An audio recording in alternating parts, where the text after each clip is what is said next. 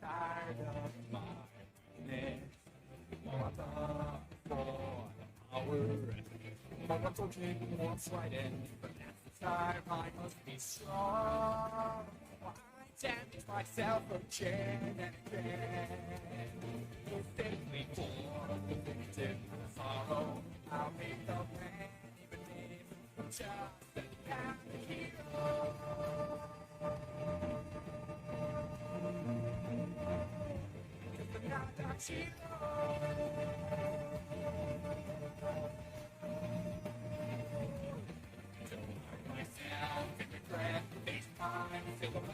I'm the most passionate, it's fun to begin.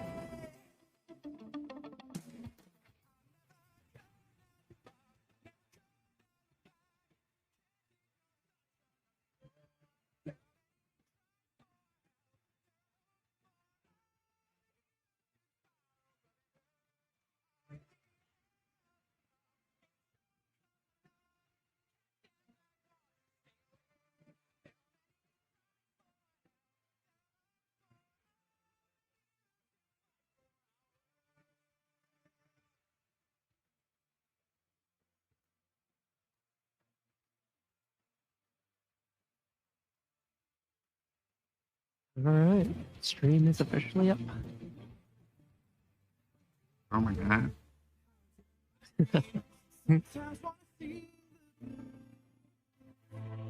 Must tighten my reins, but hard to obey.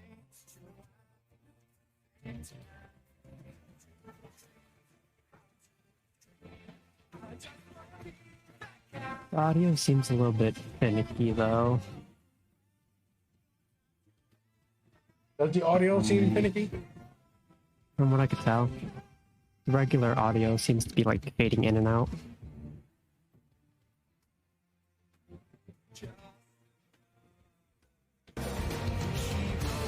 Alright, I've changed that.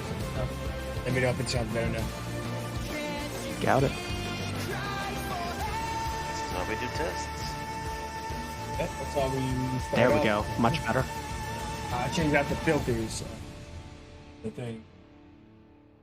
Yeah, so those of you who are already here, so we got a few viewers, we'll be starting in about 5 minutes. You go grab a snack, use restrooms or whatever else you got to do. It's going to be a good time.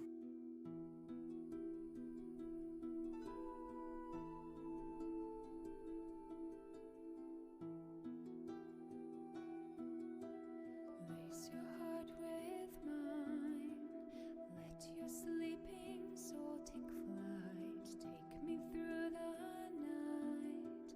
Down, down, down by the river. Down, down, down by the river. Hanging moon in Starting real soon, everybody. We got like about 9 viewers right now. I'm really excited to unveil the campaign. Thank you all for joining me tonight. Mention it, but in 4 more minutes we'll be beginning probably. down, down, down by the river. Down, down, down by the river. Inky embers swirling down. Just leap the flames and take a chance to be with me tonight. Take my hand and hold it tight. 'Cause you and I are everywhere. The night is young.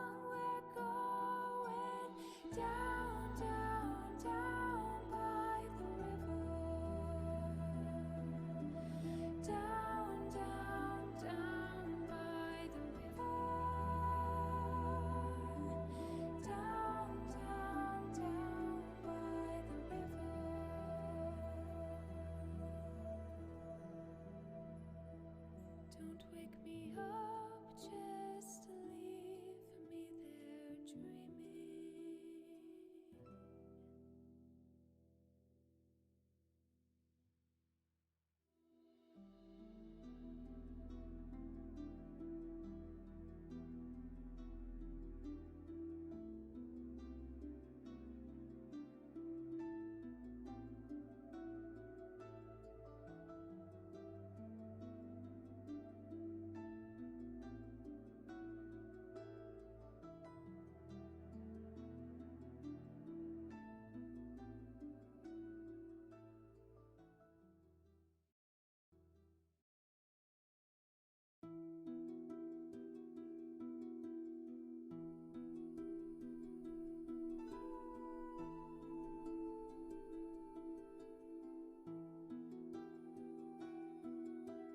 Lace your heart with mine.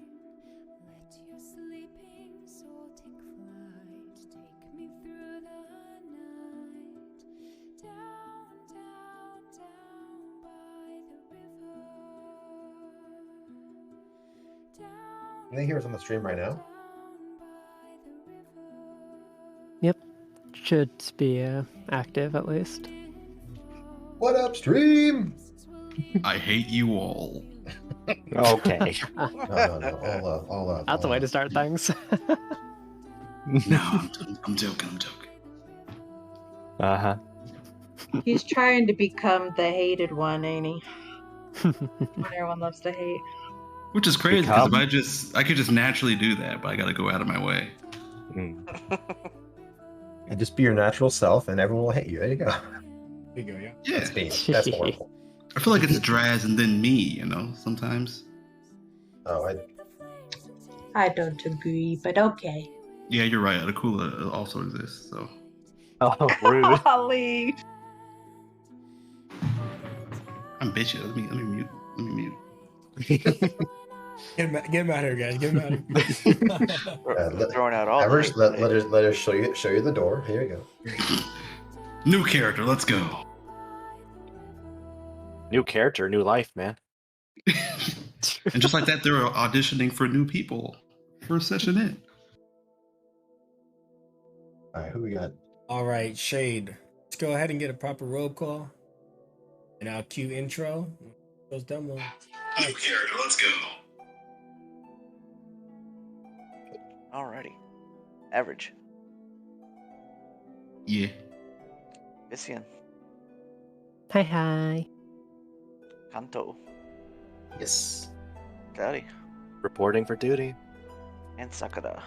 Let's get this party started. Alrighty. We are all present and accounted for. Go ahead and play the introduction, intro. Jump into.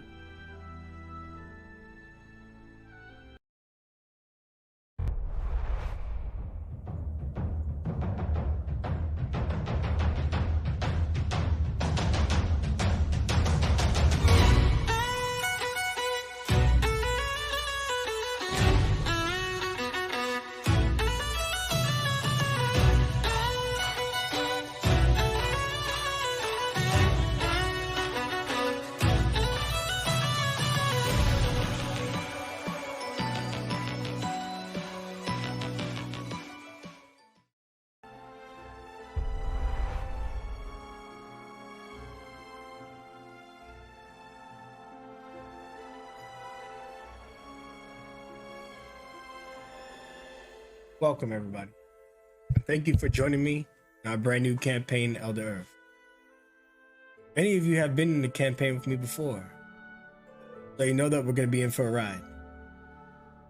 Today, however, we return to the lands of Elda Aerth. About, let's see how many years. This Metal Rain was 920 and now it's 975. So 50 years after the events that unfolded in the previous story. This is a fresh start. New people, new characters, and a world for everyone to enjoy, not just us. And as we look upon this map, we find ourselves traveling to the Fairland. Undertake a new tale together. Would anyone love to read the premise or the pitch that's presented here? I can do it. Go for it. The day has arrived to travel to the Academy of Zion's Hope, a year after the event that would link 5 of you together forever. Here, a new challenge begins at the Judicial Court of the Fairlands. Good luck, heroes, and may Mother Nature watch over us all.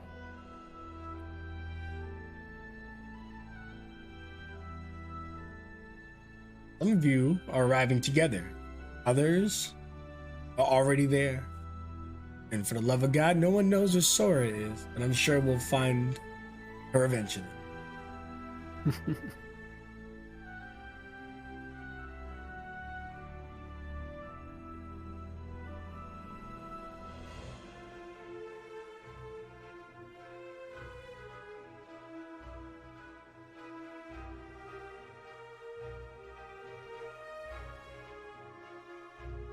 All came on the new map as giants. That's impressive for a gnome. I'll agree. Level 3 and we're already huge. Let's go. I like Like, this. Like Peter Dinklage in Endgame.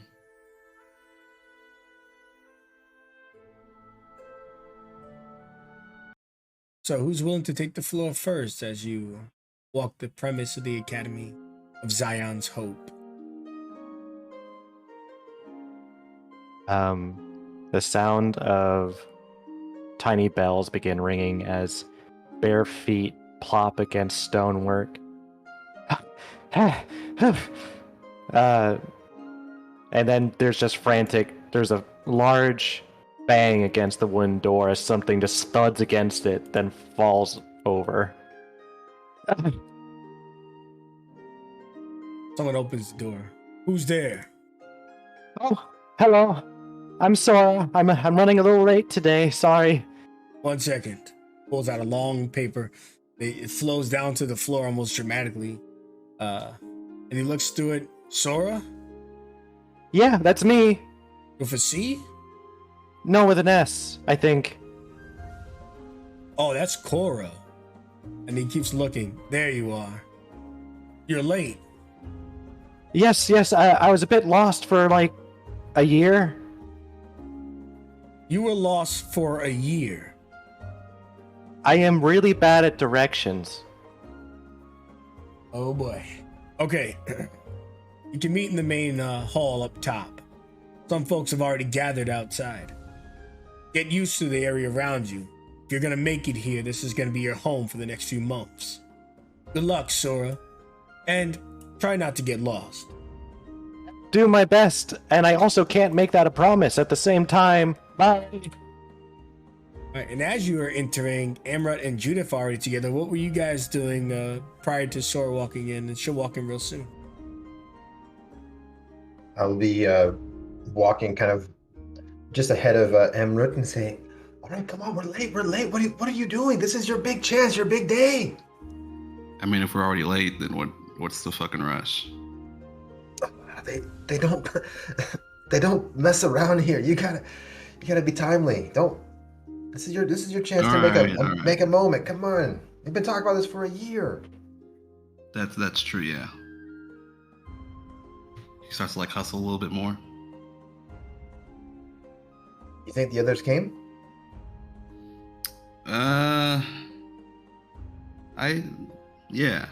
I think so. I don't know if the blonde one though. I don't know if she made it. Well, hopefully, if she had a guide, she probably made it here okay. If not, we'll see. Ramban! Ah, look, there she is. Hi! Oh my god! Hi, Nana Lee! Ah, Sora, welcome to the Fairlands. Oh, very difficult place to find, but I'm so glad to see you both. Yeah, you got here before us. Sorry. This the second time on the mainland by myself. It took me a little longer than I'd hoped. I got lost many times, a little too many times. Like you just got into town?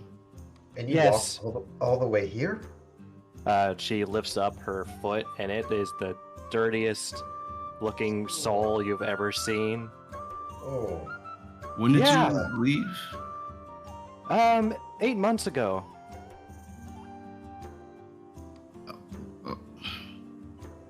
Now I feel a little less bad about what I just said earlier. You weren't there for that, but yeah. Well, at least we're here now. Let's get going. Jesus, we gotta get you a bath or something at some point. Oh, that would be nice.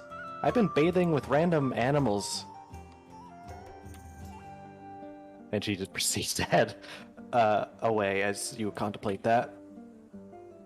All right. I go up behind Emrut and give you like a kind of slap on the back, like, all right, Tiger, let's go.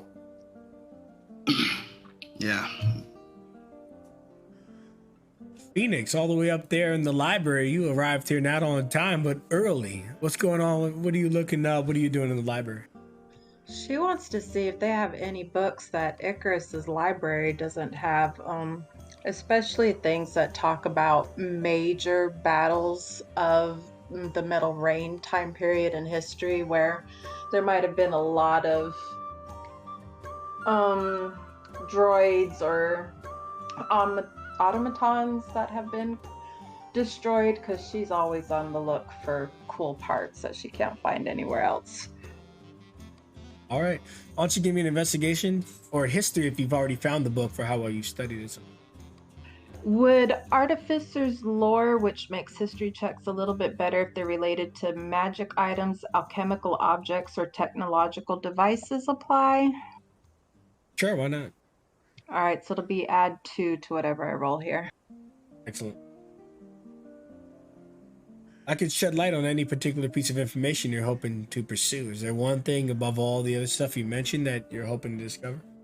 Probably whatever battle site would be closest, because she'd be willing to sneak out of class one day if it's close enough. Like if it's a day trip, she'd sneak out to check it out. Outside of Zion's Hope, if you go to the courts that are probably about maybe 2 miles away, there was a large battle that took place there a long time ago where they defeated a sentinel, or at least pushed it back. But the sentinel will probably catch your attention because you love to tinker with machines and things. And well, this sentinel in particular was like 30 feet tall. Holy cow. Okay, yeah, she usually has a paper. She just scribbles down the location. Does she have in her mindset that she's expected to be somewhere soon? Yeah, you know that the meeting's about to start, maybe about 5 minutes.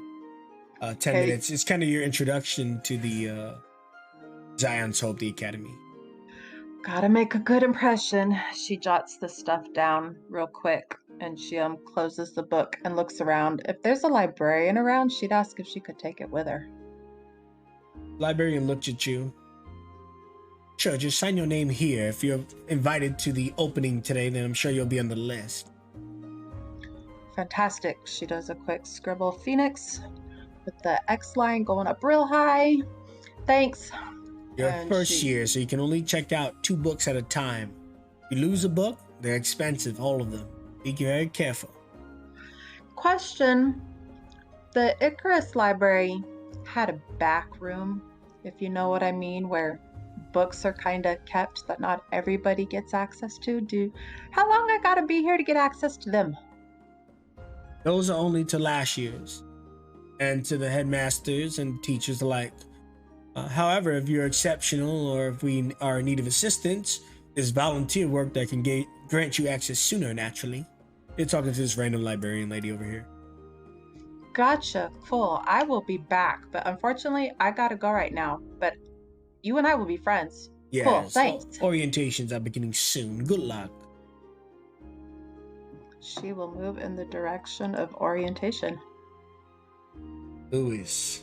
What's going on? I see you on that perch. What you up to?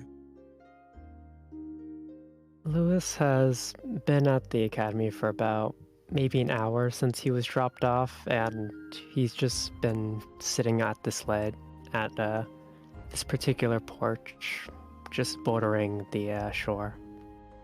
One foot dangling off the edge and the other tucked in, resting his organic arm on the knee.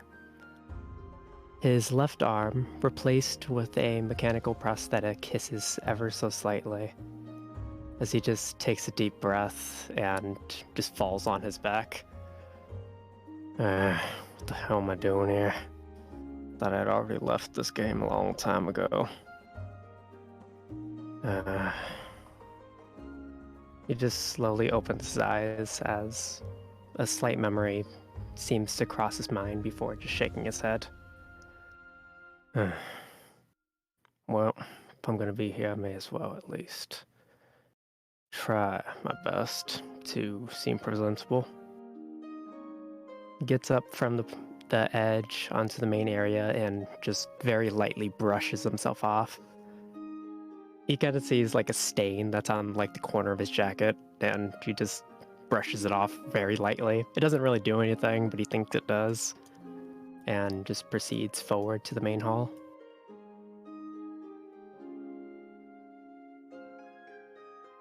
I'm sure Phoenix knows where she's going, but I don't. Am I going in the right direction? Yep, the main hall right over here is where orientation is. Okay, cool. So, Lewis, you would see Amrit following behind Judith and Sora. It's been a year since you've seen them at that fateful encounter where you all made a connection to an extent, and hopefully will continue to do so. Oh, hey. Long time no see. He just stares at you for a brief moment. His body language just like very slumped over, I suppose, as he just blinks and tries to process who you are. Oh, wait. I saw you that one night like a year ago, right? Yeah, it was like a monster attack. It was pretty eventful. Yeah. No, actually, I prefer it that way. No worries. Well, if you managed to go through all that and I've seen you here again, I suppose that means you're ready for what happens next. Yeah, I guess so. Where are you here, though? What are you, like, alumni, or? Figured if I was gonna go back and take on missions again, it might be best to go through the various, what would you call it? Various procedures. Get a hold of things once more. Like remedial classes? Sure. You know what? That lack of pride, I like that. You're okay in my book. Thanks. Can't exactly say I have the same opinion of you, because I haven't exactly known you for all that long. But Perfect. We'll see. Friends?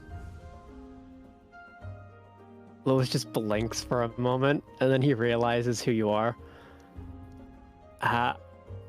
The You're biggest here too. smile just begins to grow across her features as you talk. Oh my god! Oh my god! The Pantheon! I thought you died from old age or something. I'm old, but I'm not that old. I mean, the guy seems on his way. He can't remember anybody. She comes. Newell. Glad to see you showed up as well. You're also here. Right. Of course, I have to continue the story of this fantastic troop, but I haven't seen a Phoenix walking around here, have you? Haven't really been keeping an eye out. Oh, she was the one with the candy-colored hair, right? Yeah. I really hope to see her. She was awesome. I got pockets because of her. Lewis just looks up and down on Sora and just eventually notices the pockets on her pant. Huh. Well, She here's reaches hoping in there. and grabs a happy eaten apple and takes a bite of it as you're watching. Oh yeah, it's I really love it. You can store so much more food in here. I like kind of.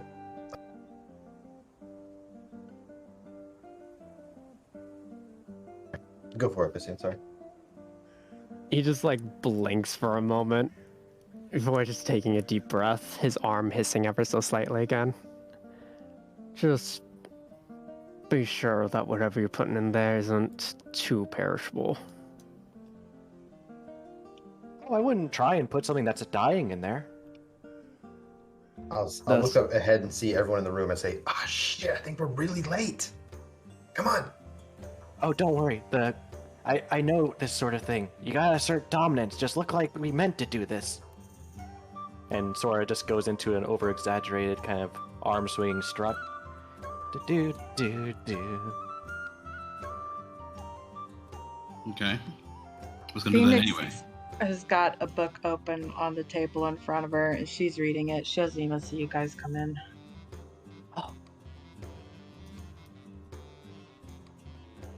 You feel a presence as Sora leans her head and puts her chin on her shoulder.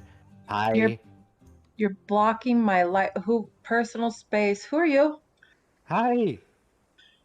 Oh, you look familiar. Did I run into you at the diner? No, it's me, Sora, Nana Lee. We met at the festival a year ago. Oh, Anali. Hi, girl without pocket. Wait, Pockets now. you got pockets. She digs into those flaps of her pants and pulls, and she has a set of two on each side. They're so handy. I took your advice right away. Paid good money to add them on. Didn't have to sacrifice my design or anything. That is nice. That's very sweet. I like them. I'm so happy to see you're here too. You decide to become an expert at runes too? Maybe. We'll see. I hope this place can give me answers.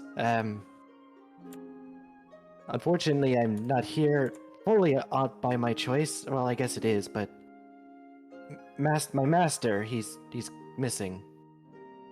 Oh, I'm sorry. That's you lost him or he got lost? When we went back to the islands, I went to go do our studies and he wasn't there. He left his staff behind, which he doesn't do, and none of the other monks knew where he went, so I took it on myself to go and look for him. You never done that before? No, I'm not very good at navigating these lands. I got lost many times. Understood. I'm guessing you didn't leave a note or anything like that? She kind of pulls her quarterstaff from her back and looks at it. It has a red cloth wrapped around as the handle with a lot of golden symbols or designs along it. This is his staff. He was very old. He didn't go anywhere without it. So I have no idea why he'd leave it behind or where he would have gone. So I decided to take it with me and take my old baby cloth with it. Maybe hit two birds with one stone, or hit one bird with two stones. Depends on if you want to be efficient or not, but yeah. Agreed.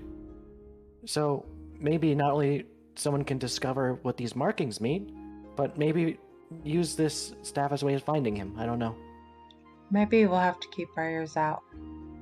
And I figured the best way of doing it is to understand why I'm chosen by these runes, be good at them, and use them to find him, You've given this lots of thought, I can see. I think that's also one of the reasons. In my head. I think that's also one of the reasons why you're here, right? Yes, I figured they would teach me on how to harness it, kind of like how the monks taught me how to initially use the runes myself.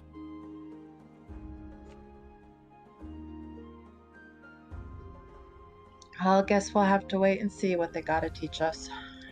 Yes, these are very interesting faces. She puts her 2 fingers on her right hand to her forehead and kind of does a little miniature salute. Hi, Judy. Wonderful article you did. I liked it very much. Thank you very much. Having a compliment from someone like you means a great deal. So, thank you. My cousin was so jealous. It was amazing. Good job. Well, they will be jealous tenfold on the next article that I get to do for you, I'm sure. I don't know how exciting it's going to be around here for you guys, but who knows? And then she looks over at Amrit. She didn't really get to know him very much, so she's like, hey. Hey, how's it going? All right, and you? Fine. Cool. She goes back to her book. Awesome. And just like that, as there's a break in the conversation, everyone in the room slowly begins to stand. You could see the knights and nobles looking at you all. And you see Lewis is already standing because he's proper and used to the mannerisms and stuff here. Everyone's getting ready as walking in and taking the table at the top is a young lady who, if any of you know anything about nature, appears to be a dryad. As she stands in the front of the room, she calls order to the place to kind of bring down the chatter and stuff. Hello, everyone, and welcome to Zion's Hope. This is the Academy of Rune Warriors. Everyone in here that you could see around you possesses the powers of the Elementars of old, the powers gifted to the world by Zion, the great creator, the first. And each of us are an image of the 12 to which our powers strive. I am the headmaster Hekalu, and I'll be taking care of you for the remainder of your stay here, for those who survive the trials ahead. Next to me is the Water Rune Master, Deucalion Jaeger, who does a bow. And the Fire Rune Master, Jayless.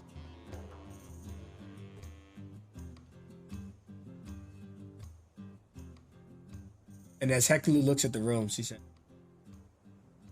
you all are here through invitation alone. Being born with your gift is not enough to arrive at Zion's Hope, but to have achieved something great together.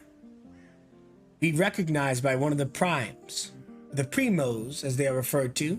He gestures to this table over here, where you can see two individuals that you met very briefly, Rama and Ozar are currently sitting down at. You could assume the rest of them at that particular table are primos as well. Here at the Academy, the primos will teach you directly how to master your runes, progress them, and ultimately how to survive in the world against our sworn enemy, the Mouth That Feeds. Does anyone here know what the Mouth That Feeds is? I've ever encountered a mouther before. She waits if any of the players want to take this question, or an NPC shall. Zora would jump up, standing on her bench, waving her hand frantically. Yes, you back there, on the table. Yes, me and my friends here, we encountered one a year ago. What? Go ahead, Sora. You go ahead and tell them all about it. Oh, we were, at this really cool festival. It's the first time I was ever actually in the Common Lands. He opened up this great pit in the lake, swallowed my master whole, and out came this immense turtle. But he was a very evil turtle. Kept throwing his tail at people and turned the seagulls into weird eyeball tentacle things. It's very gross. The headmaster pauses for a second, and you see Rob and Ozar nod. One of them stands up. He puts his foot on the table dramatically too. Ozar following suit, lifting up a mead. What she says is true. We gave him an invitation. They fought against Hyperion and survived. While Hyperion is still on the loose, These individuals survived that encounter was more than enough to merit an invitation. The rest of you look to them. That is where you want to be. And you see a whole bunch of looks, and not all of them are favorable. See a lot of new recruits on this table in particular, kind of seeing like, giving you the teacher's pet kind of look, like, oh, so you guys are the shiny examples. Quill says under his breath, oh, so special, so special. Does Phoenix hear that? Probably faintly. There's a lot of like kind of small talk, while the talk of surviving in Malda is pretty huge. She takes her right hand, uses her middle finger to push the bridge of her glasses up to her nose, and then slowly takes it down. See him, he's just staring at you and he looks upset. He takes a coin out, just a single gold piece, and he flicks it to the table in front of you. Ah, you might break those. She snatches it up and puts it in her pocket. She ain't below taking it. Add a GP to your sheet. Headmaster goes, yes, Malthus are creatures to which Rune Warriors primarily hunt, to which all of us in this room will be and are. Which brings me to our next step. Those of you here are here willingly. You're given the invitation and have accepted it. But this is your last chance to withdraw from the Academy of Zion's Hope. Before, since you see no reason to do so yet, let me explain things and keep it simple. The trials of the consumed are vicious. They will separate those who are worthy to stand in our halls with those who are not. The first test given to 2 teams, and it seems like we already have one team determined, instantly lauding you guys as one group and the group to beat. She then looks around the room and goes, those 5 can assemble since they know each other. And let's see here. He looks to J-List. You can announce the other team. Jay stands up.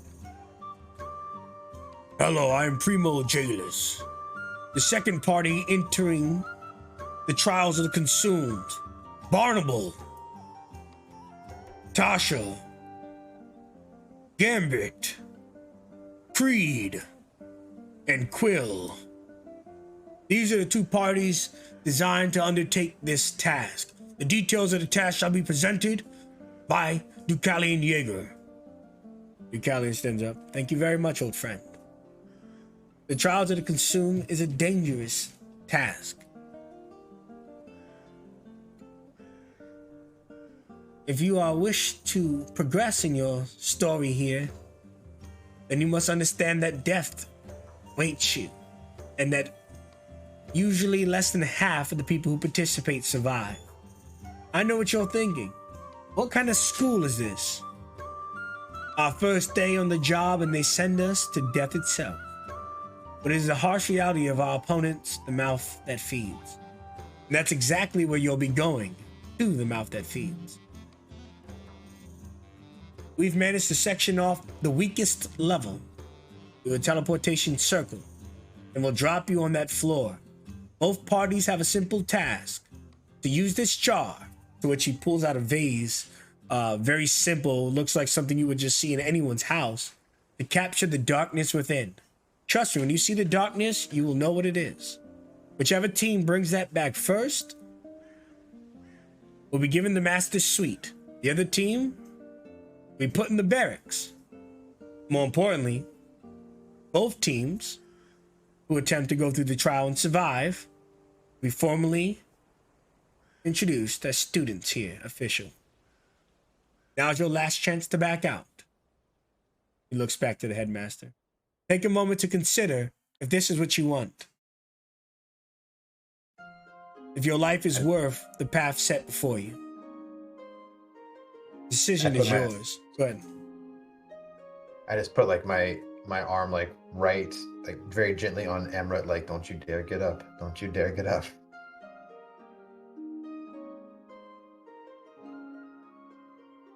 Yeah, you basically like push him down. He's like, fuck, all right. And Sora would, again, jump up on her seat. I accept this challenge. This sounds like fun. And she looks to the other team.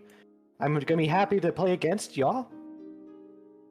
Reed goes, ugh, this monkey girl. Have you no manners? Why do you stand on a table? This is the formal gathering. Oh, is it formal to always sit down? I have so much energy. Sorry, I'm not really from here.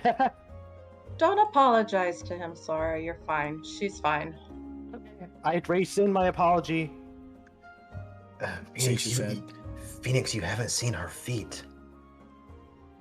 Sora, please get off the table. Okay.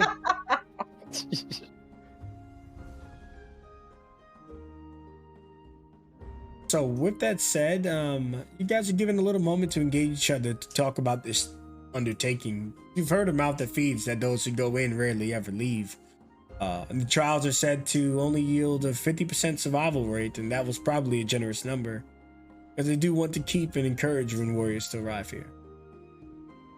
But more importantly, they address eventually to those who stay that a team leader must be chosen for each party.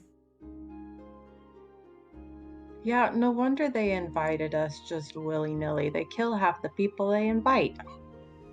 Well, it's not really them that kill people. It's just they send people places that they end up being killed. They send people to their death. Yeah, say that again slowly.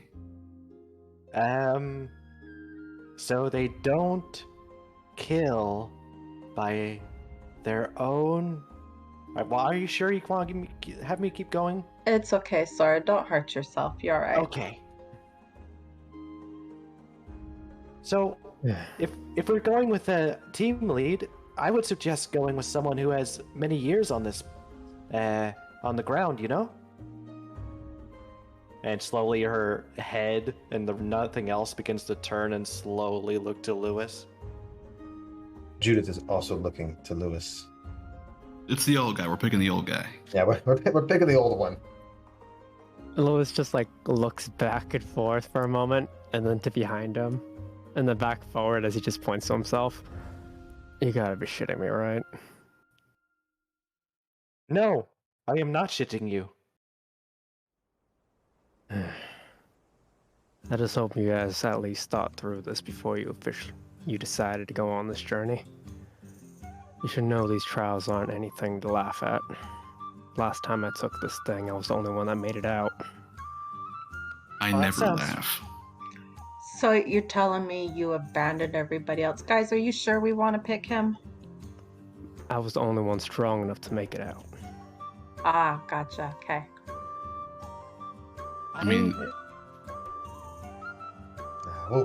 We'll be fine. We'll be fine. I'm sure we'll come up with a fancy name or something like Hyperion's Bane or something snappy that kind of gets the headlines going, you know?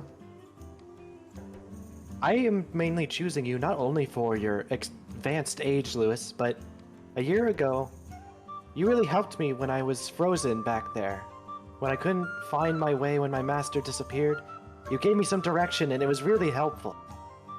So, with you in front of me, I shall know where to go, you know? I wouldn't think too much of that. My life is on the line out there, and I'd rather not have somebody hold me back. It's the only reason why I decided to help you that night. Well, I mean, believe it that. looks like the headmaster and whatnot like already chose you to be with us. So either you can tell us what to do and maybe we'll have a chance, or you can let one of us make the calls, and we haven't really done a whole lot. So up to you. And I got lost for 8 months. He just blinks hearing that. I have too many questions, and I honestly don't think we have enough time. Fine. If you guys choose me to, then I'll do what I can. all right. All right, fantastic. There you go. Hey, Lewis, hop over next to Sora for a second. Sure.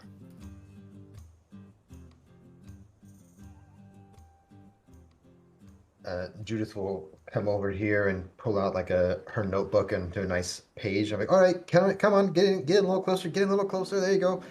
And Judas, we talked about this. And now, and I hit the page with my ink quill, and a small flash occurs, and then a perfectly defined image of this exact same thing, but I have framed out Amrut's face, and I just see a bit of his horn on there.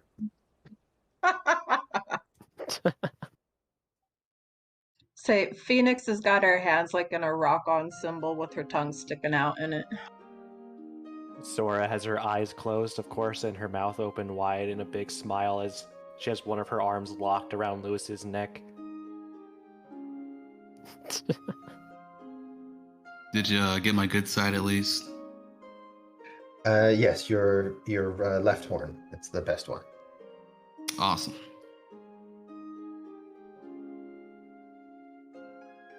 So, as you all are talking and no one's backing down, the headmaster closes out with, "The trials will begin immediately.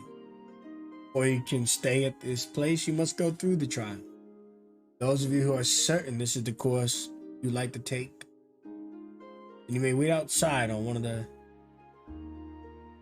cliffs to the left or right, which is where Lewis was originally. They'll gather you, whichever one your group decides to go to. The other group will go to the other. That will determine your starting position, the trial, according to."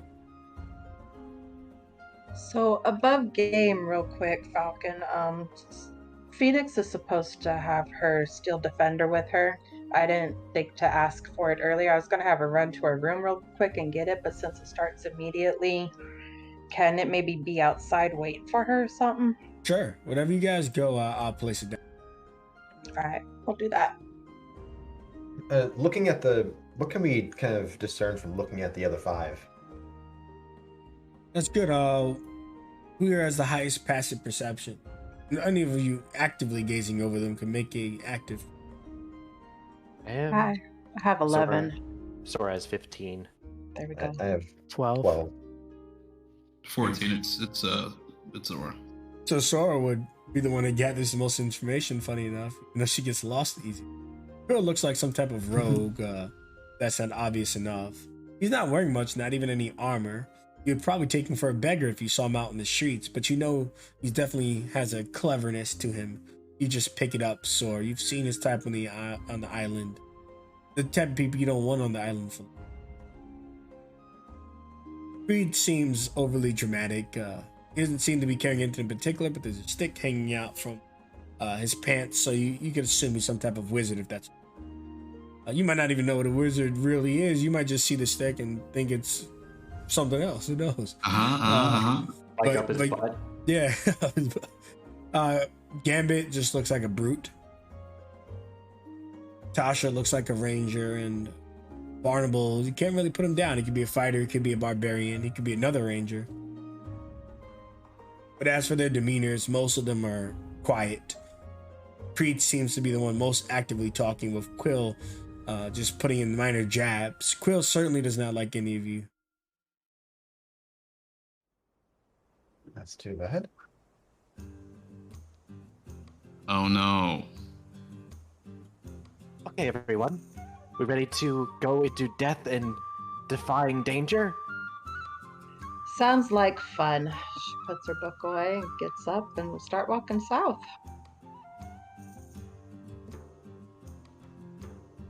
Excellent.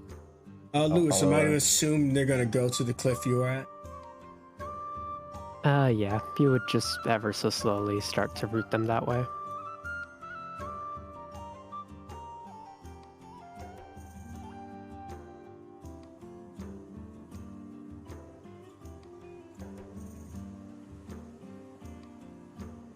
As you guys are traveling, the other party brushes by, and Barnable actually tells you all, "All right, good luck, mate. We're gonna need it." Yeah, if you need any help, be sure to call for us. We'll call for you if we need anything. Did you forget that only one team can carry the victory for the Master Suite? It may just be a bedroom, but I want to be comfortable if I'm going to be here for a year or longer. Yeah, That's true, but we also don't want to make anyone to die on their first day. So Speak for yourself. I will, yes. Good. And Gambit goes, this guy looks like, he looks big. You would think he's some type of brute, but in closer inspection, he looks down, and he would see you guys crossing to your side, and he would look at Jenkins from afar. My, ain't that fancy? Looks like you've got a little construct on your hands. I'm a bit of an artificer myself. Cool. I'd like to see what you can do. Absolutely. And you see him, he opens up his coat and he's got what appears to be some type of flintlock as he returns to his side. Good luck to all of you. Hope we can keep our lives. I wouldn't want to trade a bedroom to die. But regardless, one team has to come out on top. So if things get crazy, we look out for each other. When it's time to claim the prize, the best man or woman wins. Oh, I can't wait to get this master sweet, everybody. It's probably the best candy ever. What? You said master sweet, right? A sweet is a candy. Phoenix just shakes her head. Fuck. You say that word a lot. Didn't notice. What do you all think when you walk up to Phoenix and Jenkins? So first, as Phoenix approaches, she's 3'6" with her boots on. And Jenkins is even taller than her by a little bit. So she walks up, goes around to the back, reaches underneath the neck, pushes the buttons, says a little code word, and then he powers up. So the eyes start to glow, and you kind of hear like a eek, eek, like he's trying to make sure all of the joints are working properly. She walks around to the front, knocks on the front of it, listens to it. She hears a little bit of a whir. She's like, cool. I can't wait to see you in action. Ooh. Who is this, the friend of yours, Phoenix? This is Jenkins. It's what I've been spending the last year of my time on, that and target practice. But he's new. He's probably got some kinks in him I gotta work out, but he should be helpful. Oh, I love him. He looks like a brownie. I don't suggest you lick him, and he ain't gonna fit in your pockets. Oh. By assist, you mean like in like a combat situation, or like? He's pretty good at distracting the enemy sometimes. I think, anyway. That's what I designed him to do. Haven't actually seen him in battle yet, so yeah. That bodes well. Well, I mean, I haven't seen any of you guys in battle. Well, never mind. Actually, I did forget I said that. Oh no, I totally stabbed the wrong person last time, so that's... Oh yeah, you kept trying to kill the mime. Oh yeah, and I also stabbed you, that's... yeah. Yeah, it really hurt. Took a long time for that scar to heal. That's great. While you're all chatting, a gentleman walks up. Hello, I'm Mustafa. The Shadow Rune Primo. If you've chosen this pedestal, then I'll likely be your teacher for your first mission. I do hope each of you survive. This particular floor of the mouth that feeds is sectioned off, but inside you'll still be on your own. There should be no mouthers there. I want to make it clear. You'll only be fighting Darkling. They're like minions of mouthers, spawns of them. Minor creatures, though minor for someone like me, but for you it should be a formidable challenge appropriate to your level. It's up to each of you to bring each other home. Luckily, it seems you all have some chemistry. If you have any questions about the trials of the Consumed, please ask them now. We're supposed to bring back the darkness within. Oh, I'm sorry. First of all, above game, did we get the jar that they had said Well, Mistafar's holding it now, and he would pass it off to the team leader, Lewis. Okay, she was gonna ask how we were supposed to capture it, so never mind. That's obvious then. How big is this jar? About a regular. It's like more like a vase, even though they keep calling it a jar. I mean, I suppose they're two and the same, and however you look at it. Probably up to Lewis's ankle. How tall is Lewis? Like 5'10". Like 5'10". I mean, his knee, not his ankle. Oh God, it's not that small. Oh, well, It's up to his that's ankle. huge. Yeah, it's a pretty big jar. Not massive, but it's big. Phoenix will walk up to you and offer to put it in her bag if you want. Yeah, probably for the best. Don't want this thing to slow me down. As she opens it up, you might notice that it seems to be bigger on the inside than it is on the outside. She's got it infused to be a bag of holding, so she puts the jar in there, and it should be safe. I haven't had anything break in there yet. Oh, that is a mega pocket. It is. It's the best kind, Sora. One of these days we'll have to get you one. Oh, I would be so happy. But I do actually have a question, though. Go ahead. What if a Mouther does show up? Well, then I would suggest you run. Unfortunately, I do not think your capabilities are able to defeat a Mouther yet, and I do not mean that in a disrespectful way. I'm purely looking out for your well-being. Of course. Yeah. I just wanted to be sure, because they said it was impossible how a Mouther came the first time, and he showed up anyway. And this is the mouth that feeds, so anything's possible, I guess, suppose. Oh, Mouthers aren't trying to be convenient, I'll tell you that. But anyways, if you could give me a pitch of yourselves, I would really appreciate it. And let's see, who would like to go first? Tell me what you bring to the table so that your teammates understand as well. In above game, this is your quick chance to tell the stream your class and very brief about you. Who would like to go first? Well, I think Phoenix is kind of given away, given she has her Steel Defender here. So Phoenix is an artificer. Battlesmith is her subclass. So she's got lots of pockets, lots of tools on her belt, lots of pouches. And yeah. Awesome. He nods to you. Always good having an artificer around, still rare breed. Next. Judith is an elf. She is 5'11", has like dark hair, or like bright red hair and kind of dark olive skin. She has very like kind of a tactical kind of stuff on her. She has like lots of pockets as well. Lots of papers and different things in different sections, and a bunch of quills, bunch of inks. She is a bard. But she always is there ready to, she doesn't really she has her instrument on her back, but she doesn't really use it a lot. She actually uses her words more than her instruments. Bard, always a good addition to any party. Welcome. Dora is a human, Way of the Monkey King monk. She is decorated in this intricate black, red, and gold attire with very intricate and very interesting looking markings and runic kind of designs. That's a very undiscernible type of language.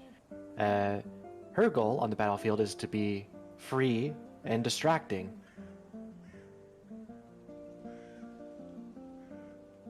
Excellent. I see you like tables. When class is in session, please refrain from standing on them. But you get to be so high up. You get to see everybody. Well, if you follow my orders and do as I say, I'll take you higher than those tables could ever. How about that? You want to be up there? I'll show you the sky. Okay, that's a promise. Who's next? I'll go. Amaret is a tiefling blood hunter. Probably doesn't tell anyone around he's a blood hunter. They probably wouldn't even know what that is. Maybe not. Don't know. Yeah, more or less he has a sword and a dagger. Leather armor, kind of like pieced together. Excellent. They're a blood hunter. How tall would you say this man is? He the tallest in the party? He's probably also 5'11". It's probably Lewis, probably tallest. Yeah, you guys are the same. I mean, you're cheating because you have horns. This is true. I'm probably much taller. Yeah, I'm probably like 6'3", 6'4" with that.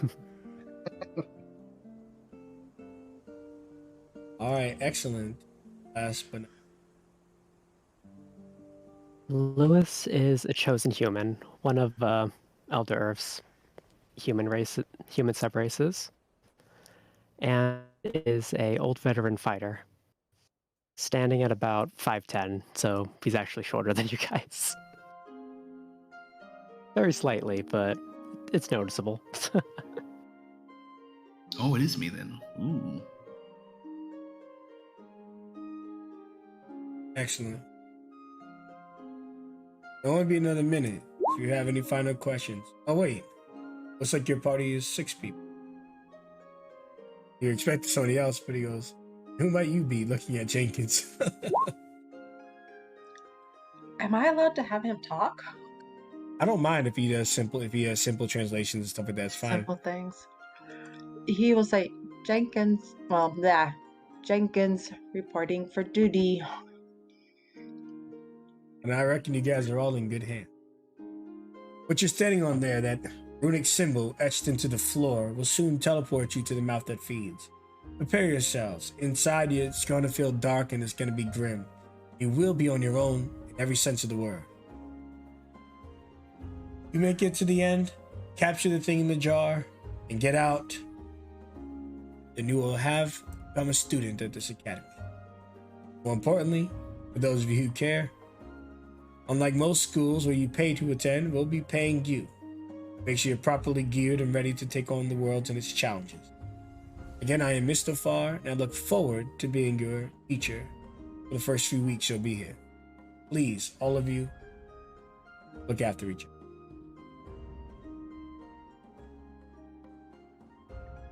Thank you, sir. Thank you.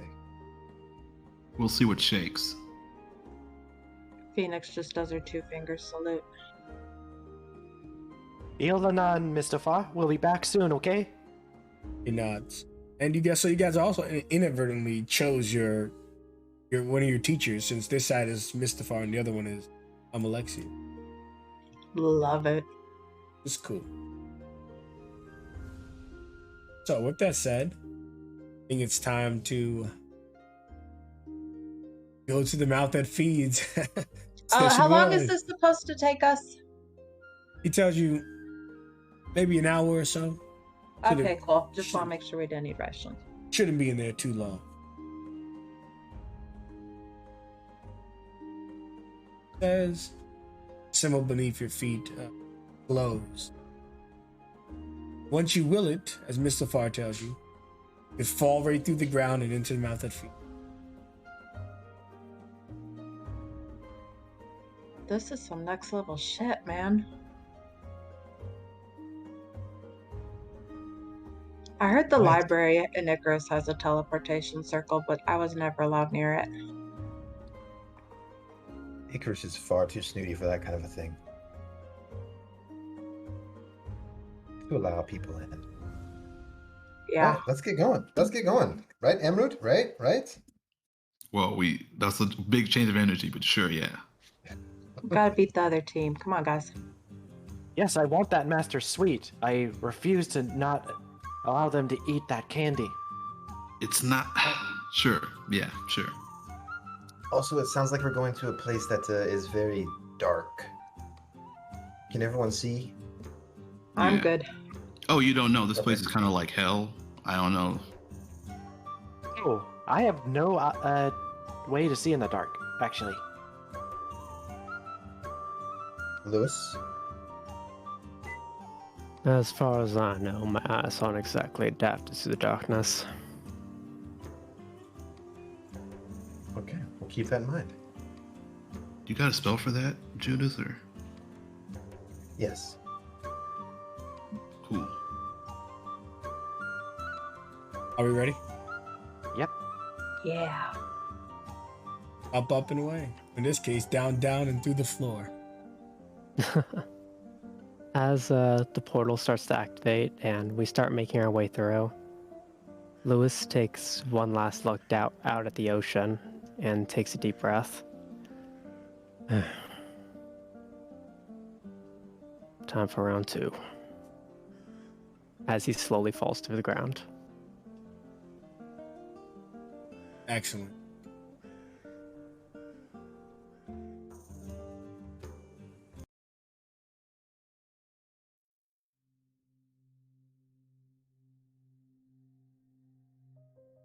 You all fall through the floor into a room with many doors. It's dark, it feels grim.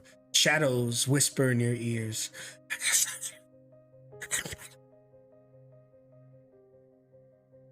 The darkness encroaching, foulness spreading. An unease presented over you, perhaps magically, perhaps naturally, but all the same, each of you feel it. Except for Jenkins. He seems alright. Maybe he's accustomed to such environments. Maybe he doesn't have the same feelings you all have. But as you do arrive in the mouth that feeds, the weight of the situation falls upon you. This will not be an easy task. This is do or die. The room around you is bland, though there are doors, several to which 3 you might have taken notice of. These little golden bronze looking things here, each leading to another path. You were told not to leave this floor. So if one leads you to another level, well, if you're wishing to explore, then it is your life after all. With that said, the floor is yours. Be careful. Be ready. Oh wow, they weren't kidding. It is dark down here. Phoenix wants to look over the doors to see if she can find any symbols that indicate any difference in any of them, or to find out they're all the same and we just gotta randomly choose one. This is the part where I ask all of you to drop your languages in chat, because there's language on this wall, but it's not common.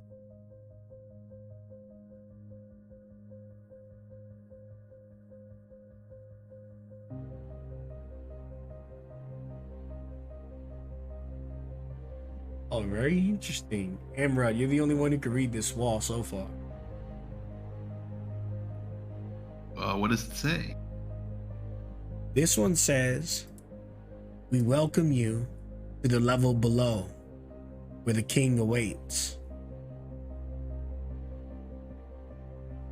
This door over here says, "Rise to the Golden Warriors dome, where only the strongest may survive." This door over here says, "Only those who roam here are weak of will." Maybe an insult to you, or maybe it's speech to the creatures that lay beyond. Huh. So this one mentioned going down, this one mentioned going up, right? And this one mentioned being weak as shit. Which, if you ask Sora, means we need to go up. Yeah, weren't we supposed to face a great challenge? Up sounds good. Same level though. I do relay the information. I mean, if we're on the first level, how can we go any higher? So At the top level? You mean like the first would be at the bottom, no? Oh, yeah. Then going into like a basement maybe? Yeah. Also, another thing, Falcon, which language was this? It was the deep speech. Yes! Personal vindication. Terrifying though. Okay. Where do we want to go? I think it's to the top, right? The one that you're in front of. Yeah, we're not actually supposed to go up or down. That one didn't say either or, so maybe it means balanced. The thing is, if we're on the first level, if that's ground level, then there is no more down. If the first level's the top, then there's no more up. I'm not so sure this is the first level. Like it sounds pretty clear that to the one to the bottom over there is going down. It's just they said they had the first level blocked off for us. Was it the first level, or did they say the weakest level? Can I do a history check? Make sure I'm remembering correctly. Go ahead and give me history. You would recall that it's not necessarily the first or the second. It's just the weakest level. It could be the 100th level. It could be the 97th level. Gotcha. Okay. I'm opening this door. Is that all right? Yeah. Make sure it's not trapped or nothing. I kick it.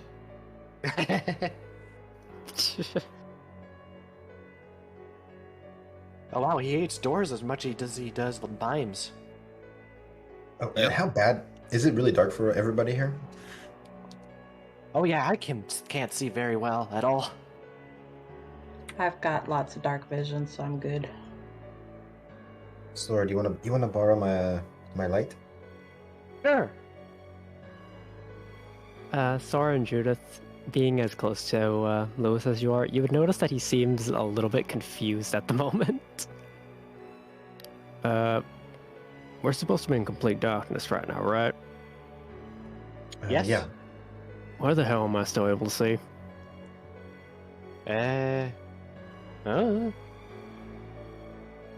Huh. Maybe Well, your that eyes are was just. new. Maybe you are turning things around in your old age. Instead of losing your sight, you're gaining it. Yeah, it's like the Sir Benjamin Button that I've heard of. Here Wow. you go, Sora. Here you go, Sora. And I will pull out like a little one of my quills, and kind of whisper into my quill, casting light on it, and I'll give the quill to Sora. Like it's kind of like a flashlight kind of thing. Ooh. And she'll tuck it around her ear. How's it look? It's good, but I made it small just in case you have to hide it. In case you'd be hidden or something. Eat it. Got it. Thank you. Might want ketchup. So, Lewis, your character ponders the darkness. The last time you took this trial wasn't this kind. Maybe they've gotten soft over the years. But you're aware of, just as you voiced, that this isn't regular darkness that's supposed to be in the mouth that feeds, but magical darkness that not even devil's sight can pierce.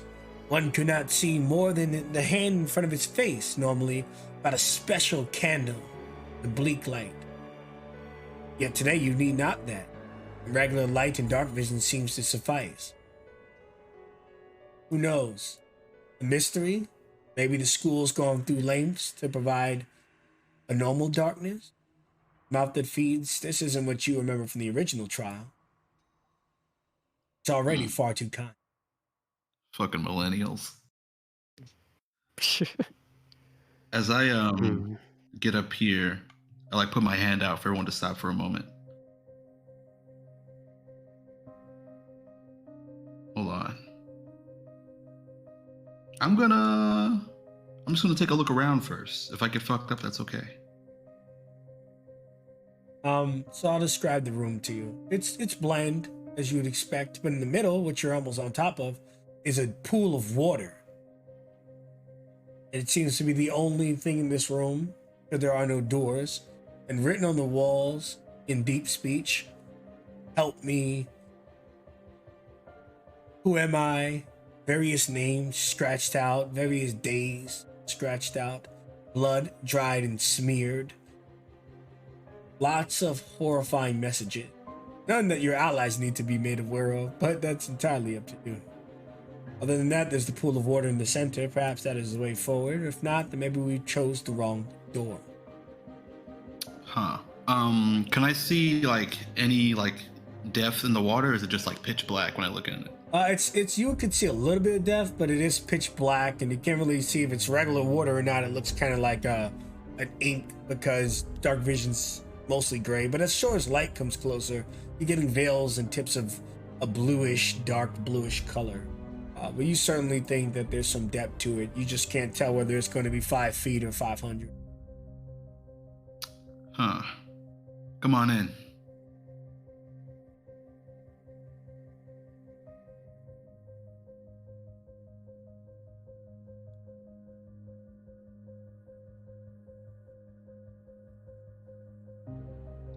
Interesting. Oh, well, here's some water here. I can wash my feet, since everyone keeps complaining about it. Knock yourself out. Let me know if it tickles. You got it. And Sora will sit down and put her feet in the water. Wait, that's probably a bad idea. It's already happening.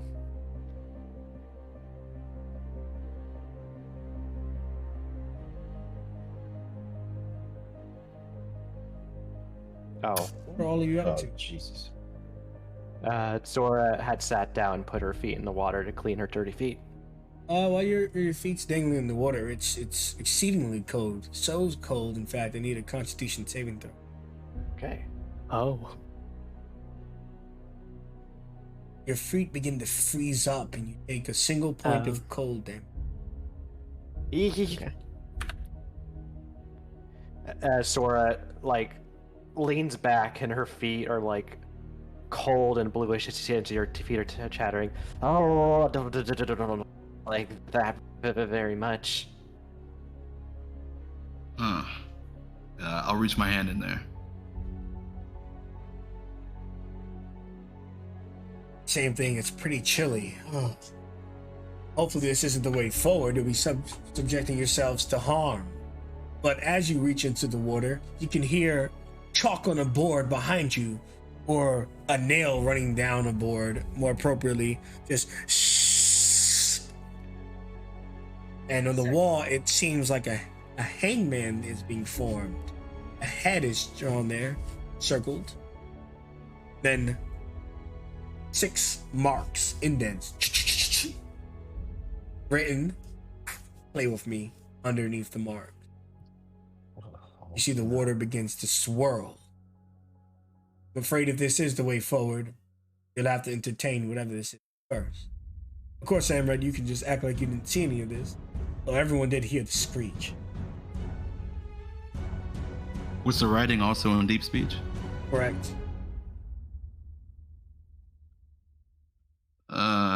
Looks like the fun's gonna begin.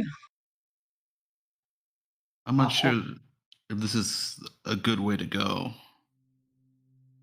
Well, the door is closed. Hold on, I can't feel my toes.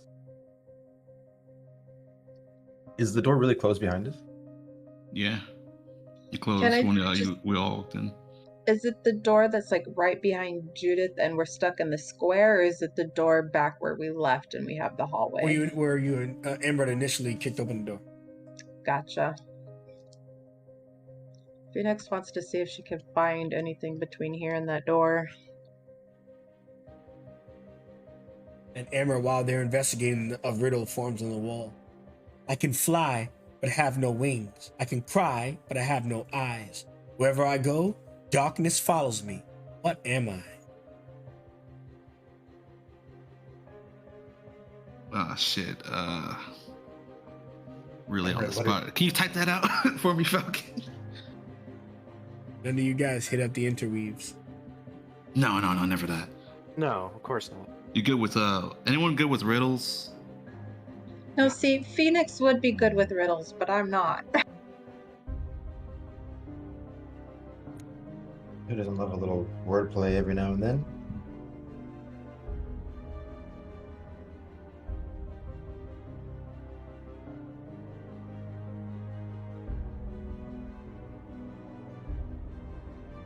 Huh. El Rata Aladino. Each of you sit there, and if we can't figure it out, our characters, we can do stuff like history and investigation. First, I'll give you guys a little fun and jog your minds. But yes, this may be revealing to the puzzle, or perhaps it's just a game. As for the rest of you, do you still pursue down the hallway, or were you content when you seen the door?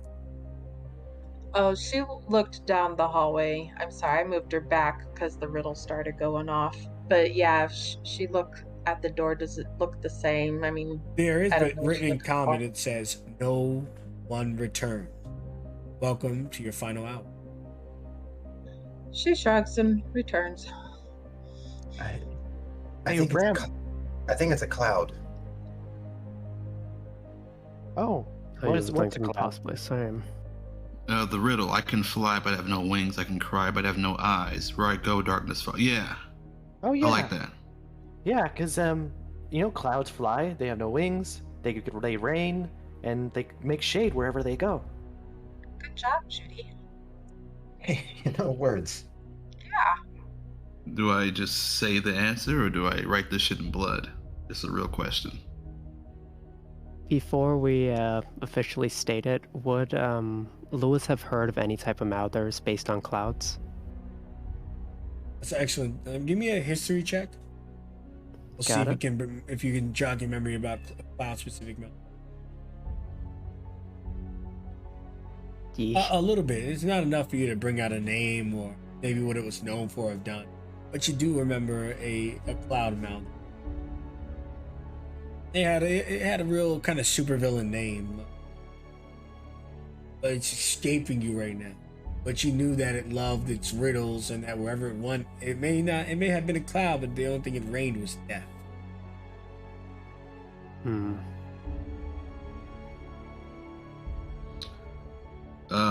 It's a cloud. I just say it at the wall. The wall has no response. Feel your head begin to ache. You can hear in your mind. Right. I whirl around with my blades. Whoa, don't What stab happened? me What again. happened?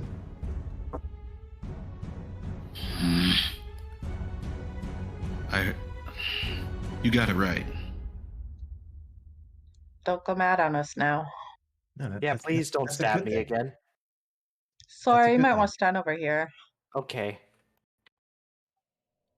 Sorry, I'm a little jumpy. I've noticed. What else we got? As I look back at the wall. On the hangman thing, an E form. On the second bracket. Assume if you can get all the letters when it needs to do all the riddles. But a new thing does in fact form.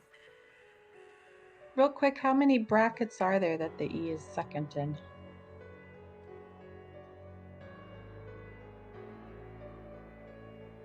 Seven. Okay, This okay. is a one word hangman game. That is correct. Yeah, it's like school. We got this, guys. This ain't Wheel of Fortune. Yeah. Look back at the wall. So did you say there was something else that showed up or no? Yes. Gotcha. It's a simple riddle, referencing a man or woman, gender irrelevant. Man is writing a letter. The lights goes off and dies.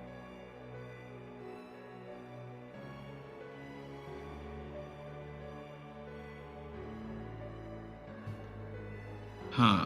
A man is writing a letter. The lights go off and he dies. Why?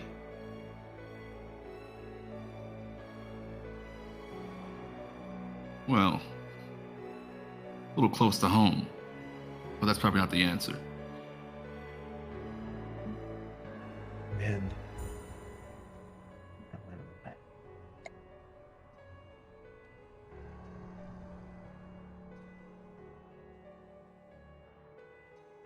What could he be writing?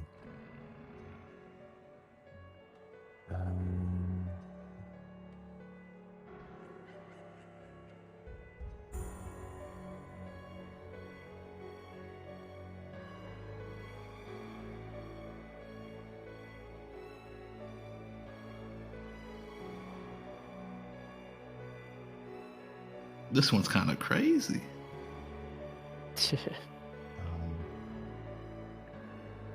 Does writing kill people? Yes, that's why I gave you that quill. It's very dangerous. Oh. She looks at it very hesitantly at the side of her head.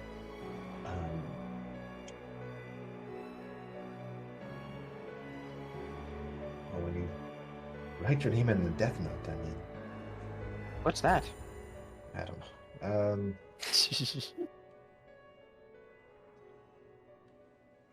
Right, anyone have anything? On the wall, it says, "For a drop of blood, a hint can." Oh, bitchin'. I stabbed my arm. Point of What the- damage. Glad you're over here, Slora. That could have been you. Hold on. I like pull it out. I'm starting to think he just likes to stab everything, including himself. It's very Yeah. concerning. We need to watch out for that one. I'll protect you. Wall said, "An artificer made it above."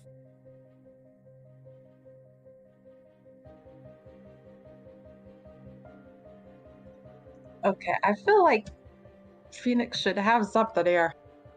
So then you guys can go to skill check. First, we jog our minds for fun, then we go to the characters. Ultimately, solve things even if we don't know it. They can give me an investigation or a history. Well, Any idea, Phoenix? let me think about it. Are we all rolling separately or? If only if you're proficient or. Are you proficient in history? In investigation, I am. Proficient history over here. And Proficient. being close to a certain artificer. Okay, yeah, go ahead. Eesh. Working together, you've heard of these early designs of things that are called blimps. You know that if the power went out, he's skywriting. Whoa! Ah. What's a blimp? It's this big balloon that is so big, a bunch of people can ride on it. Well, in a cable car attached to it, kind of thing. And you can fly through the sky, you can see for miles. Well, that sounds like fun. Does the riddle mean he burned to death then? Well, yeah, it's a balloon. It'll just go up and the guy just pops and falls, right? Oh, wait, no. It said the lights went out. So the flame went out. Which means he fell? Everybody died. What was the end of it? It's a man is writing. A was man man is is writing a letter. letter, the lights go off, and he dies. Why? They lost power. What happens when a blimp runs out of power? It They stops die. flying. So he fell to his death then. Phoenix takes her hand. It's like floating up like eye level, and then it suddenly changes. It goes straight down towards the ground, and then boom. That sounds so horrible and yet really fun to watch at the same time. So he was riding from the air, right? Yeah, it's like a job. Like some people that I know, they are sky writers and they write things in the sky. Like I could have taken a spell like that, but yeah. So the answer is this guy's job as a sky rider. Does that make sense? What Oh, is the ending of the whole thing again, Emerald? What does it say? It ends with Y. Well, it's a man is writing a letter. The light goes off and he dies. Why? Fuck. We got it wrong anyway. Or maybe it just means that he's done. I don't know. I like point to the hangman. I need all of you to give me a wisdom saving throw except for Jenkins. Oh. Fuck Jenkins. The DC is fairly low. It's just an 11. I progress, the more. All of you are safe, but you feel an invasion of your Achilles, psychic death. With that said, a new riddle will form. You guys fucked that too, right? Wasn't just me. Oh, yes, it was very woozy for a second there. Okay, I'm not crazy. Okay, I'll see. there's another riddle. This riddle should be easy. It forms on the wall. It says, "You are my brother, but I am not your brother. Who am I?" sister. Your final Makes answer? sense to me. That sounds good, yeah? A sister? Yeah, sounds right. I've always wanted one of those. A T forms. Where in the word? Yeah. Second to last is 6 left. So far we have eat. You all should have gone home. Is that right, guys? Oh, okay. Sweet. Yep. Yep. All right. What's next?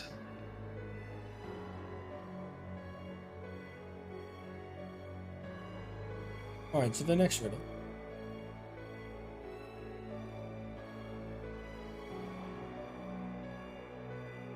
People buy me to eat, but never eat me. What am I?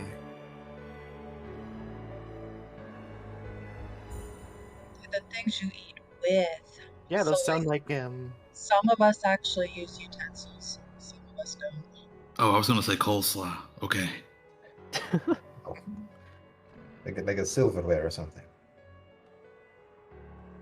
We sure? Tinsel sounds about right. Kitchen utensils. Silverware. Fuck.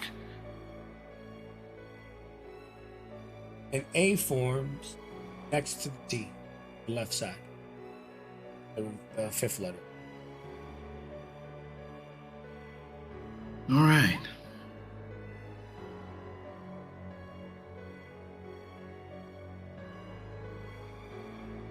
I am always in front and never behind. What am I?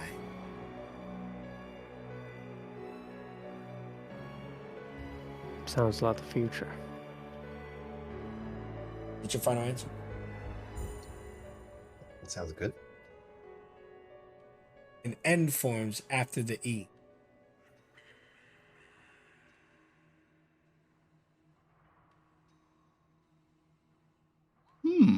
Do we have enough to guess it? We get more money. I don't- Is the link? Is it? It might be. Is it in common that it's all coming out, or is it just only stuff that Amrit can see? Well, the letters? text is being kind to you. The letters being Okay. formed are. Guys, I'm just imagining everybody on stream like yelling the answers at us. I've been through that the whole fucking time. I mean, I'm exactly like Sora in the situation with her -1 intelligence, so I am not good at these. It's a fucking plate, mate. It's a plate. All right, so the next one, if you're not ready to guess. I'm tall when I'm young. I'm short when I'm old. What am I?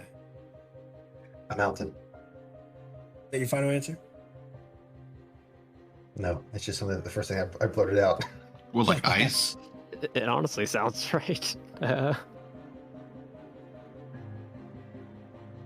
It's I think so. You want to try it? You said melting, right?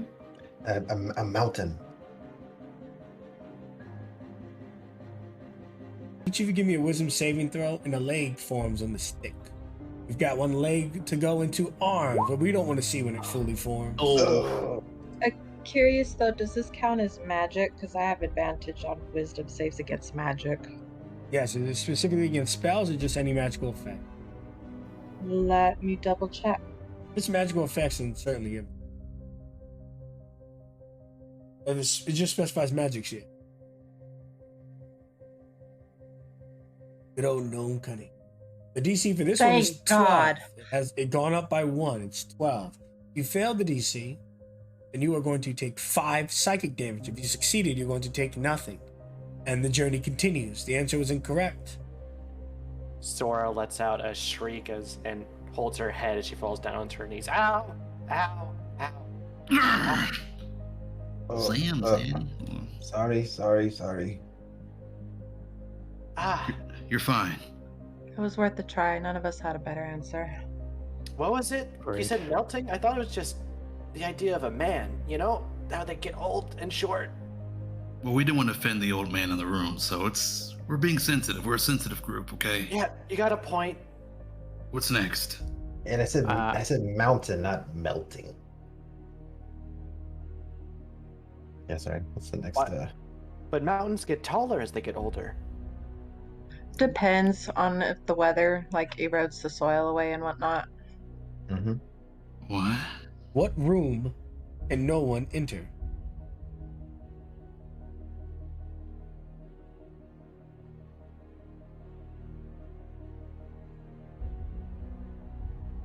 A safe? Not sure. Yeah, but A I wouldn't safe room? I wouldn't say that because then it says no one can enter. Someone has to enter a safe eventually. Sure. Tell you what, no one does a lot of crap around my house. Like, stuff is missing. Who took it? No one. Oh, sorry. Trying to lighten the mood. No, it's okay. A room like a news room. You can enter those. Mushroom? No. I've never known anyone to walk into a mushroom. That's a fair point. Is mushroom the final answer? No. I wonder if the dryads can do it.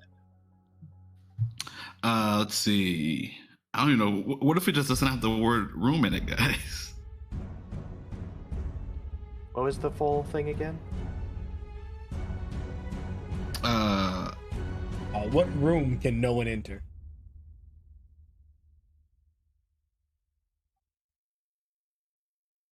I think Phoenix is kind of weird, but I don't know. Possibly.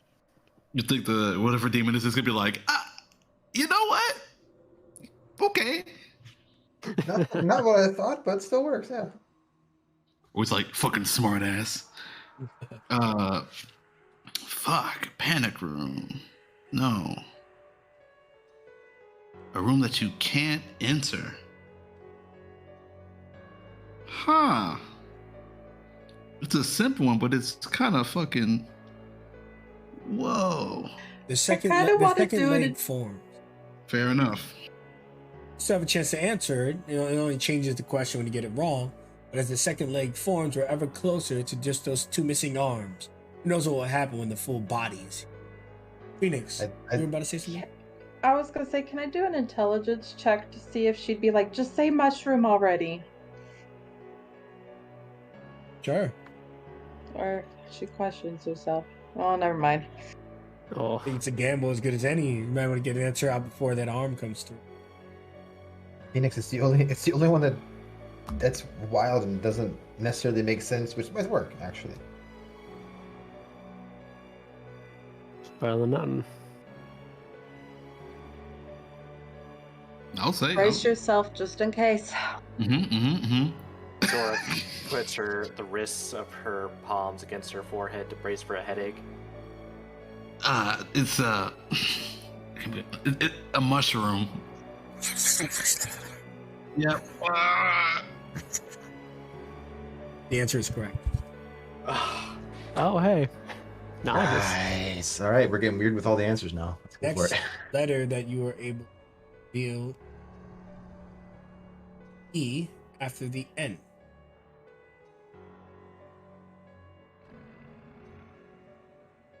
That in chat, we have so. Are we ready to guess, or do we want to continue? Kind of seeing all the letters, would Lewis having like a slight idea that there might be a cloud mouther, would that amount of lettering help jog his memory a bit? It's tough. It could be entirely unrelated, but if you think you're starting to pull back memories, you can give me history. Since you already gave me one history, this won't be a disadvantage. Understood. But hey, it's worth a shot. Oh yeah, you dig deeper. It's better than what you got before. Mm-hmm. So, thinking of the Mouther's name, again, he had a very superhero villain name, which most Mouthers don't. His name was, put it in chat. The suspense. Doctor Doom. But it certainly doesn't appear to pair with the letters you have present. But as you remember, Dark Mist, Okay. again, he was one of the largest Malthus ever, and he was very difficult to defeat because he was a series of clouds, and his main technique was raining acid onto the people below, making him a very formidable and difficult opponent to deal with from so far above. Hopefully, when that arm, to which I might add another arm is formed, there's only one arm left. Beneath, guys, beneath. Is that your final answer? I mean, I ain't the leader of the group, but beneath is my idea. That sounds great. It makes sense. Sounds good. We'd like to solve the puzzle. Go ahead. Beneath. The B fills in, and so does the H. The word is beneath. Followed it above and below. Go beneath. Go. Well, it says go beneath. Go. Oh, we need to go back to the other door. Oh, do we hear the door unlock? Or, oh no. The door does not unlock either, but the whirlpool stops. Oh shit. Oh, never mind. What? I'll put my hand in the water again. It no longer hurts you. Looks like we're going for a Oh. swim. She looks over to Jenkins. I didn't waterproof him yet. This will be interesting. Uh-oh. Jenkins. By the way, do you want me to occasionally RP him, or are you going to handle that entirely? You can RP him. I just didn't. He wasn't gonna say a lot. Like, he's really simple right now. I'd like for him to grow as we move on. You know. So he just says water. Perceptive. Jenkins, you want to be brave and lead the way? Swaddling forward. I mean, Yeah. that way, if it doesn't hurt him, it shouldn't hurt us too much. Except, like, we're flesh and he's not. But I mean, it's something. I can always repair him. We're throwing in the toaster first. Yeah. Toss him in, and he begins swimming. And how far out would you command him to go since he's on his own once he leaves your field Well, of view? Phoenix wouldn't let him go too far. She loves this thing beyond belief, so she would be like 10 feet behind him and trying to keep up as much as she could. All right, so you jump into the water with him. Yeah. As you jump into the water, the current picks up, even though it looks still from above. Give me an athletics check to swim. Swept away. Oh yeah, athletics is totally my strong point. I can tell. Look, you got that muscle right there. Can I give you one for Jenkins? Yes, correct. Jenkins being tossed about. Jenkins is gonna make it, and since you guys are a team, I'm gonna say as you get thrown about, you hold on to him and he kind of guides you. I think like when Ash held on to Squirtle trying to get to Mewtwo's island. Whoa. Throwback, I know. Jenkins would guide you, and you would eventually surface here. It would have taken you, it was a 30 feet down and 60 feet traveling forward, quite the ordeal. As you got thrown about, you suffered 2 bludgeoning damage, unfortunately, before Jenkins helped stabilize you. But lucky he was there, it would have been far more. Yeah. I don't see her. Oh shoot, Phoenix, I'm coming. Athletics. Yeah, Sora dives in and she does. Whew. Excellent. Amazing. You want to tell me how you use the current to just take you there? Maybe you did this on your island. Walk me through how you manipulate the waves.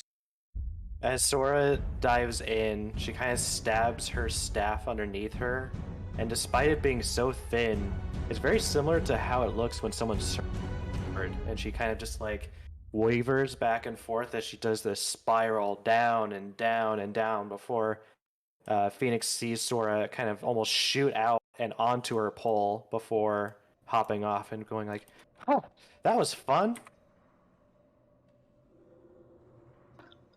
Glad you made it. Are the rest gonna join us? I think so. They may be afraid to get wet though. Who's next? I'm going last. Alright. Sounds good.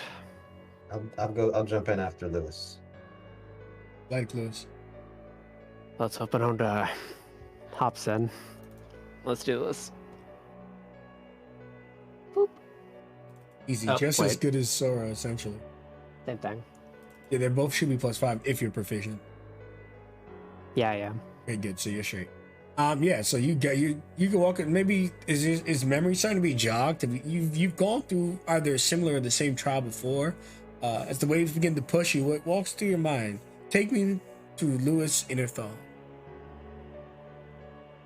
As Lewis goes down into the water, his eyes just try to focus within the darkness the best he can. A newfound ability from what seems to be compared to what he usually is for one reason or another, based on his confusion that you guys noticed previously. As he wades through the dark waters, memories slowly start to form. His hands before him as he's swimming through the waters almost seem to become more youthful in nature as he starts to remember one of his, back when he first took on this test. And he sees someone whose eyes are just scribbled out to smile back at him through the waves before he eventually breaks through the water and takes a deep breath. Ugh. God, I really hope we put waterproofing in this thing. As he just, rolls his mechanical arm and steam hisses off of it, drying a little bit of the water, but not all of it. Now's not the time to be challenging me, Lewis. Again, that's just something I need to do. Uh-huh. It's what happens when you get parts from the cheap place. Yeah, I really need to tell him to upgrade to quality. You might need a new mechanic. Ooh. So Lewis, chilling water behind you as you enter this room. Judith takes her dive into the water. The wall begins to instantly start drawing again for Amrut. Danger. In all caps, to be dramatic, of course, is what Amrut sees as Judith dives into the water. As Lewis steps into the room, as two other creatures enter the room. You all see from the far end over here, for those of you who can, drawn to the very light, dresses Sora proper. Two creatures mangle down from the ceiling behind pillars and smile with toothy grins.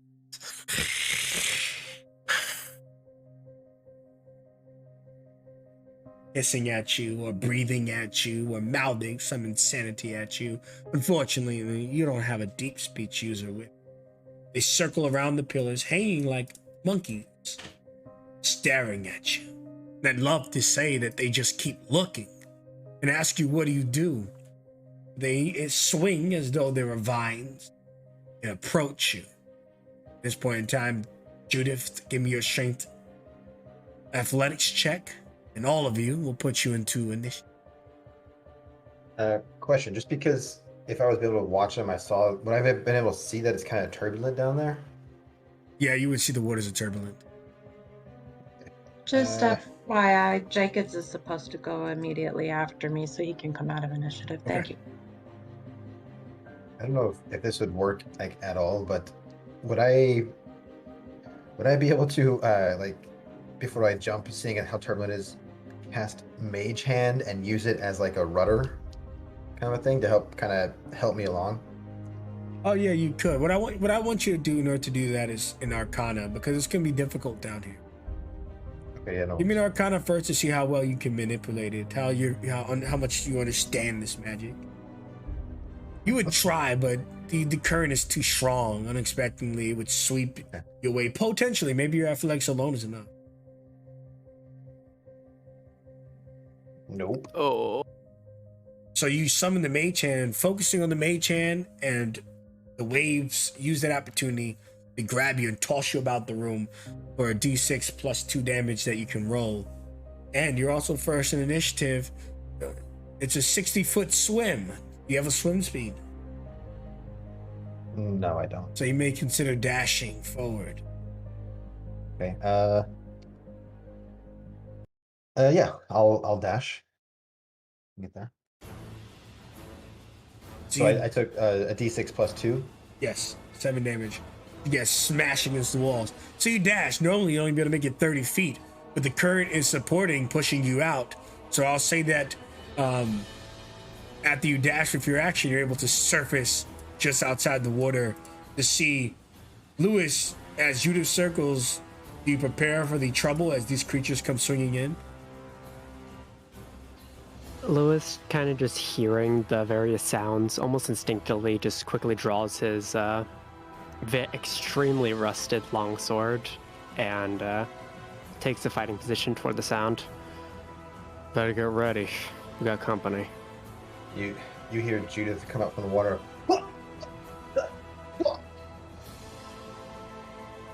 You alright back there? No, I hate the water. Well, that's something we have in common. Get ready to fight. All right, and with my bonus action, I do absolutely nothing. Okay. You said that so confidently. I was like, oh shit, she's got something. Phoenix, you're up. Phoenix, they are 10 feet off the floor, hanging on these pillars, swinging towards you. And they keep saying, yaka, yaka, yaka, yaka. Not to be mistaken with Waka Flocka. Continue. When Lewis got in position, grabbed his sword or whatever, Phoenix immediately afterwards did the same, except hers is a crossbow, and it's at first glance it's the same crossbow she had a year ago, but now it has a purple glow to it. And as she lifts it up to her eye to take aim at, we'll do this choker on the left. She's like, okay, time to do what Paz showed me. A bolt magically appears, loaded into it, and she will take aim. And I hope that hits, and there's no crossbow bolts. I need to untie that. That's from last time. It's infused now. You hit the left or right? Apologies. The one on the left. Got you. Yeah, that hits true. And then for her bonus action, she yells to Jenkins, time to go. And he will run up 5, 10, 15, 20, 25, 30, 35. And he will make his force, what is it called? His force empowered rend against the same choker that she shot at. 17 hits. Just kind of does a little leap because he's about 10 feet up. But you're tall enough with a tiny little skip to hit him. And that will EOT. Sora. Seeing these things very monkey-like, Sora kind of feels almost in her element with fighting / playing with these things. So she runs up next to Lewis here. And she kind of does a counter monkey noise, ah! And will throw a dart at the one Jenkins is battling currently. It dodges with its lengthy arms, just trailing and swinging around the pillar. All right. And with her bonus action, Lewis sees Sora kind of throw her quarterstaff into the ground a bit, and she jumps up and positions him. And she jumps up on it like a monkey and is just kind of waving back and forth and is just grinning ear to ear at these things as if this is playtime. The choker. He just blinks to himself. The choker. Interesting one. Drops down from the ceiling or from the hanging on the side of the pillar.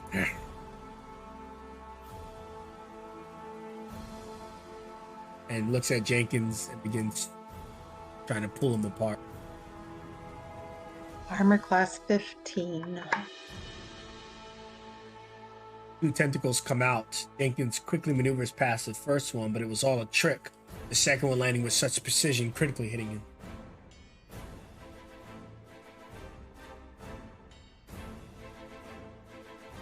And in our game, you pick one of the dice and you maximize it.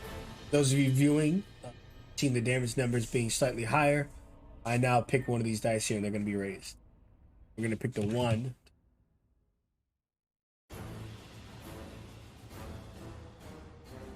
It smashes you with its critical hit. doing a tremendous blow to Jenkins. Furthermore, grappling him, restraining him as he pulls Jenkins into the darkness.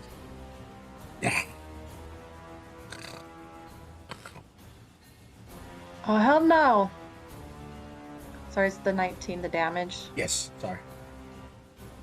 That thing has been marked for death. God damn it. I've always hated these things. Rushes forward, takes his long sword, and just with alt taking a step forward as he slashes, tries to go for a strike on the choker. Eesh. That's rough. Slice misses it as it just definitely dodges with its fast body and nimble limbs. Hold still, damn it.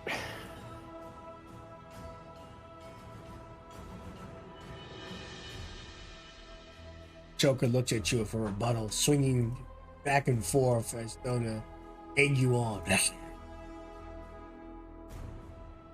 Or finally jumping over your head and landing behind you. Yeah!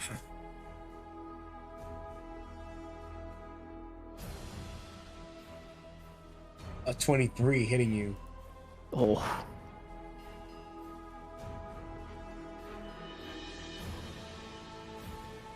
Hitting you for 9 damage. Okay. Unfortunately, the first attack would grapple and restrain you, making the next attack be at advantage, hitting you as Okay. As he takes the first strike, Sora and Phoenix, you would notice as Lewis's mechanical arm just slowly starts to almost rise up with steam, the water on it evaporating, as the metal seems to be slowly turning an orangish color. As on his shoulder, you see what seems to be the half image of the fire rune as I'm activating my rune boon as a reaction. Why don't you tell us specifically what it does for them? You don't have to read the whole thing now, you can just sum it up.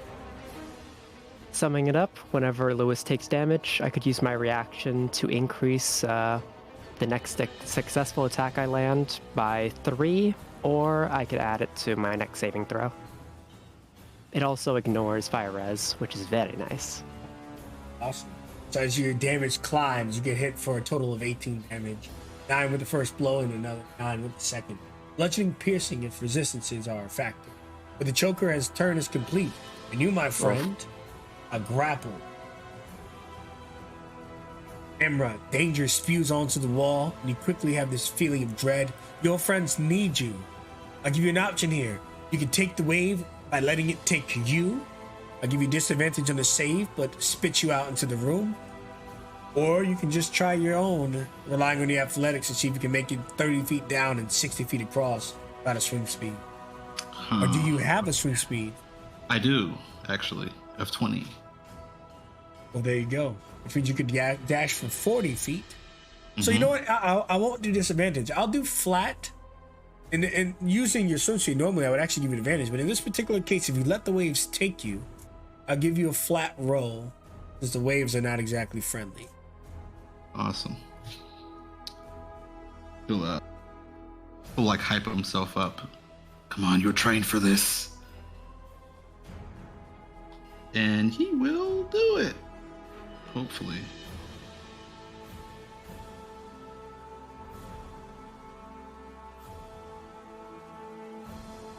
He's letting it take him, so he's fucked. Get battered around, but it spit out right into Judith's back. Unfortunately, I need you to roll that 1d6 plus 2. Okay. Ow, ow, ow. Judith, you'll be pushed forward, maybe to your benefit or demise, as he spits out behind you. Nasty bit of damage. Maybe Judith's hair hurt you too. Oh, fuck. Pair of daggers. What'd I miss? What the fuck? I think they're fighting something up there. Oh.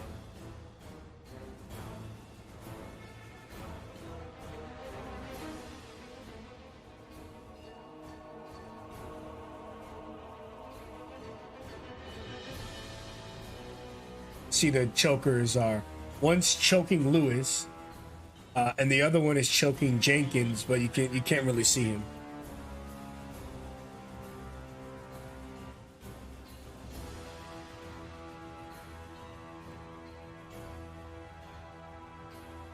Let him go. I'll say it in deep speech. Shocked by this sudden deep speech, he lets Lewis go. Oh. Turning to you, he immediately regrets it, thinking there's another choker asking maybe that you wanted it to be your food or you wanted to carry it away. In its moment of both courteousness and surprise, Lewis is freed and no longer grappled and restrained. You've just succeeded at that, but now what will you do? It's particularly angry. You probably are its new target. Glorious. I can't get it.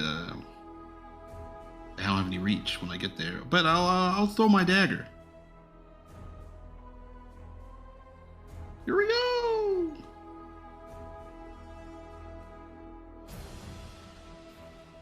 Chuck your dagger and it just catches it. Thank you. I'll use this on you, it says. Fuck. That's it. Judith, go. All right. Do I have to use like half movement to stand up or something like that? No. You stumbled. You didn't fall. Okay, got it.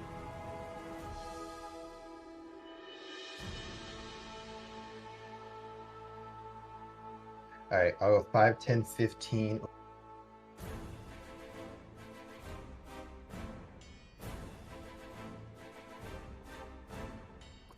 Okay, 30. I'll get a nice little group there. So I'm gonna use the whole push to talk thing. I'll be like, oh, this is great. This is great. They're gonna love this. And I reach into my bag and I pull out my a piece of paper with my book, and I'm like, oh, this is gonna be a front page news. And I cast Photographia and I take a photo of this moment of their first battle together. Not the time. Oh God. Take a point of inspiration. People are dying. Use your actions to photograph it. Okay. Okay. Yeah. And then I would have done this ahead of time, but I wanted him to look as like, he looked great, kind of all pitiful and kind of hurt. But I will, after I say that, I'll use my quill and I'll kind of write in the air, hitting my words, and I'll say, even at the brink of death, Lewis continued to push forward with more might than he had before. And I will cast Healing Word on you at first level. Alrighty. There you go.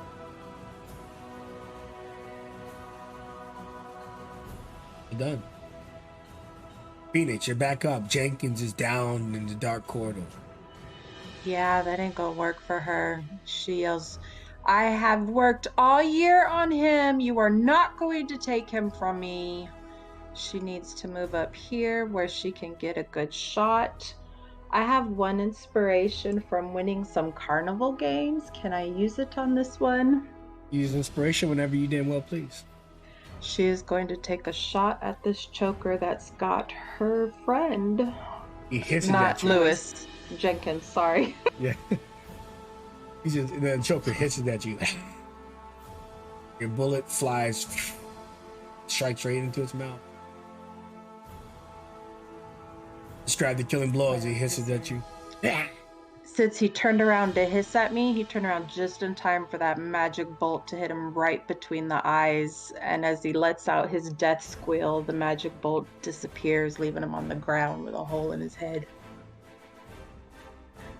Then as a bonus action, she yells out at Jenkins, Repair! Repair! And so on his turn, that is what he's going to do. He's going to use his repair action. Excellent.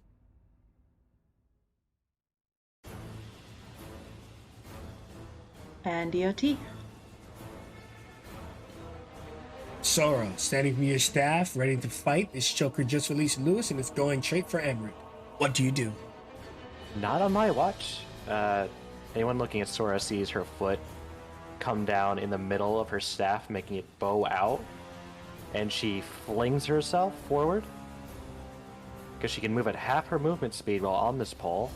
And as she comes like a spinning top, her first quarterstaff attack is an advantage because of standing on the pole.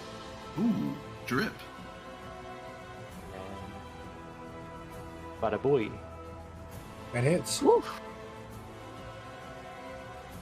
For 8 bludgeoning.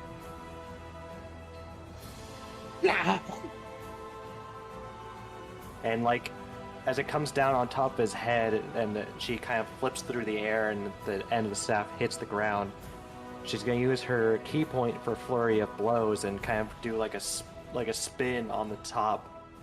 Since Phoenix is so short, the feet go over her head as it choke her 2 times. Kinda glad you washed those.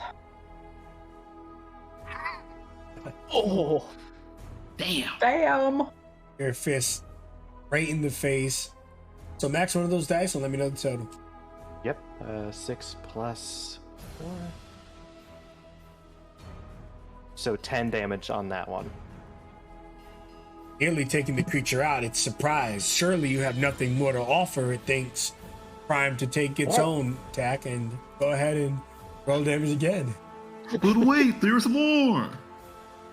Thinking you're done, it leaps out to assault you. Describe the killing blow.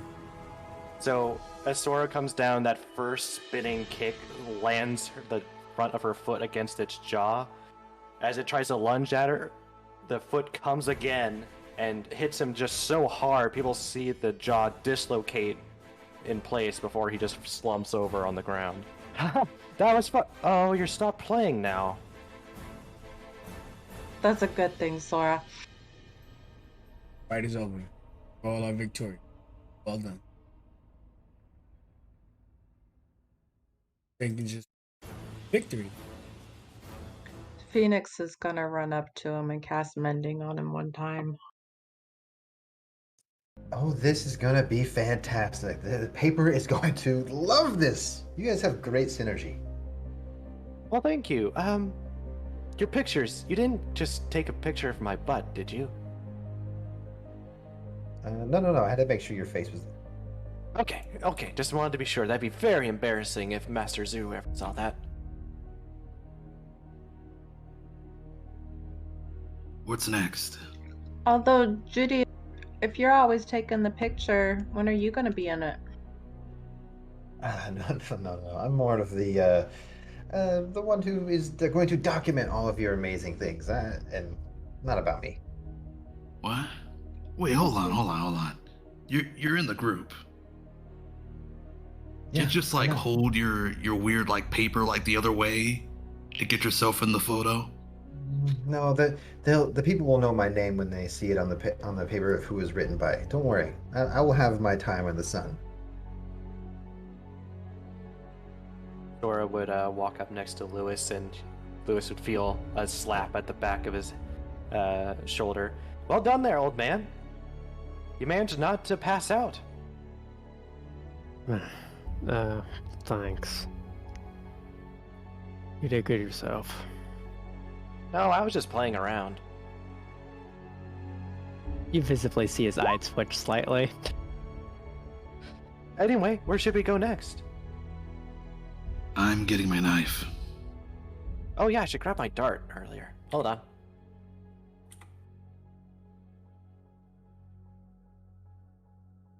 Seems like the only path is downwards. Come on.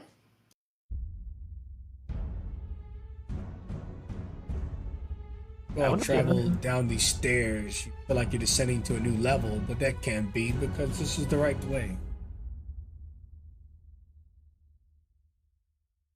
Bottom of the stairs, you could see the same thing they use for doors is oddly presented alongside each other, cracked open, and you could see the other side. In a large, dark hole. And from the hole, 3 fingers protrude. Give me something.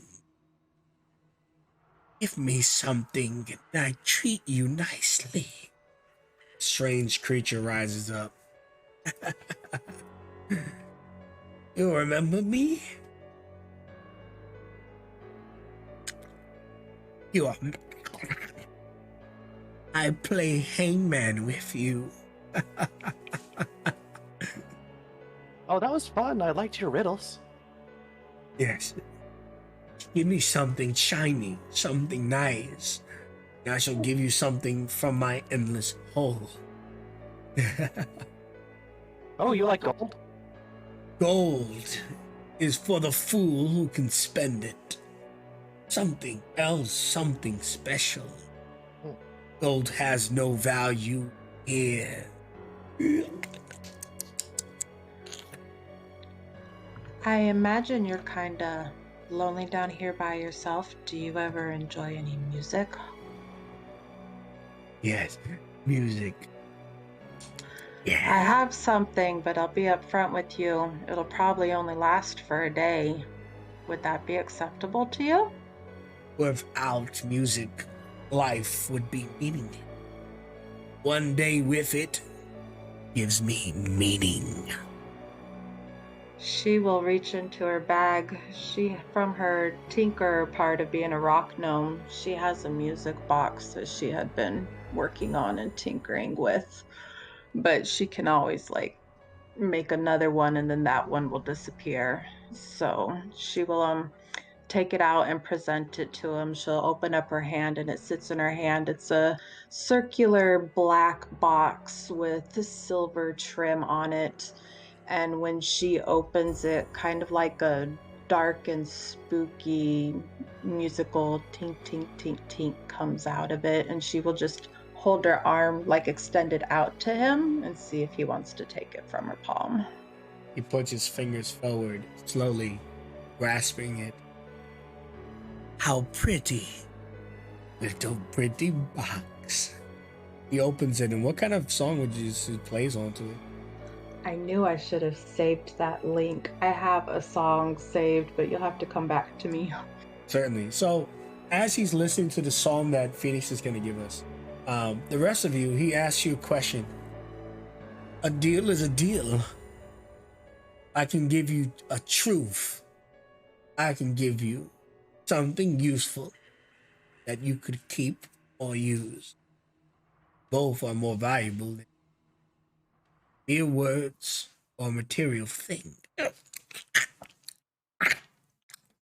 He's got a little snapping issue and he drags out his words and he's clacking his teeth.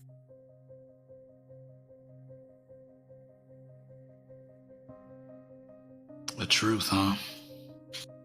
Or something really cool, apparently.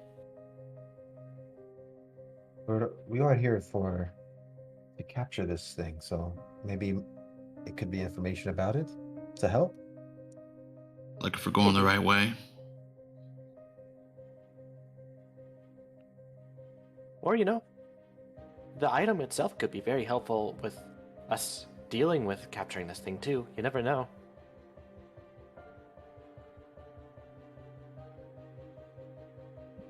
Well, we do have a leader. I look to Lewis. Mm-hmm. Yeah, you heard him right, old man. Yeah.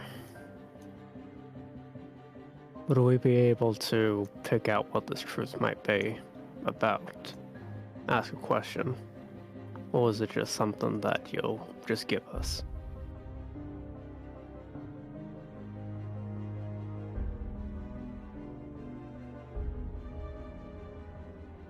I believe, a truth we could use would be where we find the darkness within, which direction, or one of those.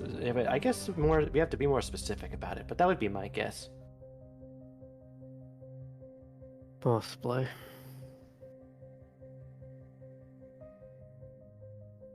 So the Nautic is hearing this song. I play it for the stream. The rest of you can get the link for Phoenix. I play it briefly, pausing the music that the co-DM Daniel has presented tonight. Thank you very much, Daniel. So there's a match over the link I'm about to press.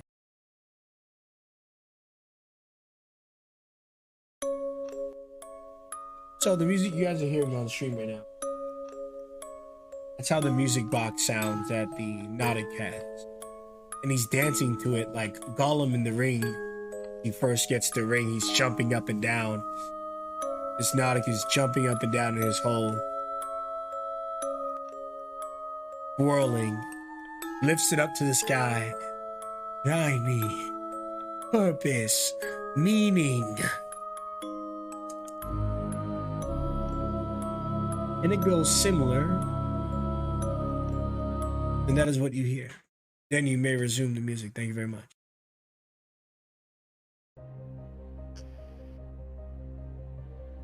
Now, Nautic looks as he closes the box and kisses it.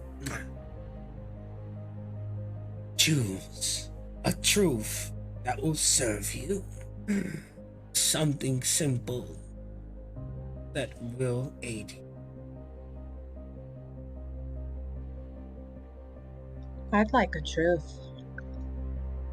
1 for the truth and 2 for the votes, but she gave me the music box to boast. 2 votes for the truth. What did the rest of you say? I'm with Phoenix. Truth as well. Lewis, having been down this trial before, just having a general idea of everybody's strength, what does he believe our current chances are of surviving this trial the way we are? I think currently that those chokers were but it's a small threat, probably the weakest encounter you'll have, and with any luck, they might have downed or mortally wounded one. You think that the truth could be a strong avenue to what is to come, but you also think the item, though he did say was simple, could aid you in the now, but probably not in the later. As for the trials before, it's hard to forget stuff like this. Every time they're a little bit different. They don't plant the Darklings here, the Darklings plant themselves. Okay. It's better to know as many things as we can. I'd say the truth. Sounds like the majority has spoken. What truth shall I say? Think, naughty, think. Yes. Are you here for the abyss? The blackened skull, the shadow that rages? Is that why you're here? We're here to capture the darkness. Have the tool. It would look simple. Something in your house. Like a vase for flowers? Like a vase for flowers, or a bowl for food, or a cup for drink. Yes, like that. We have one. What should we do with it? When you present the bowl before the creature, you must dip it in a well of dark water. Not the one behind you, but the one for you, forward, yet to have been seen. Fill it halfway, no more than half. The measurement must be exact. Place it in front of the dark mist. Call out to it. You are mine, and I am yours. Now get in and stay. You understand? You are mine, and I'm yours. Now get in and stay in.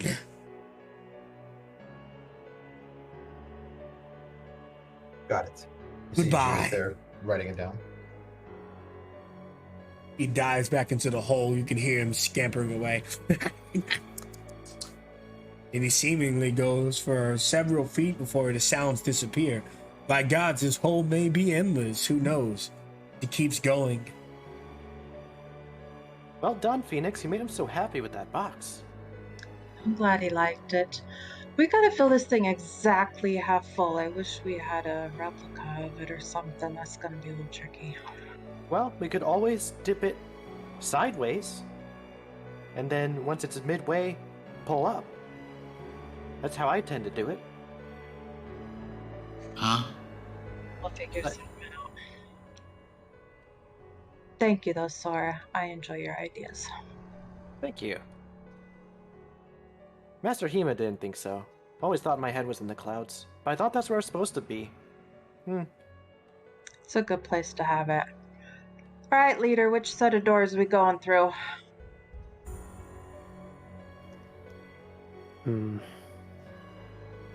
Well, more obvious choice will be toward our left.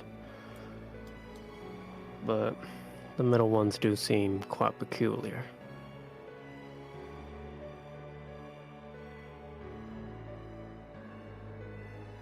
Emret, you were able to read the ones in the room we landed in. Do these ones have any writings on them? That's a good point. Let's find out. All right, you look at the walls, and this one says, towards the beginning, which is the one next to Phoenix. Towards the beginning. The other one says, ever forward. We're gonna go this way. Okay. That one should be our exit out. If we survive. Good to know. Good to know. Which we will. Let me clarify. We got this. I think. All right.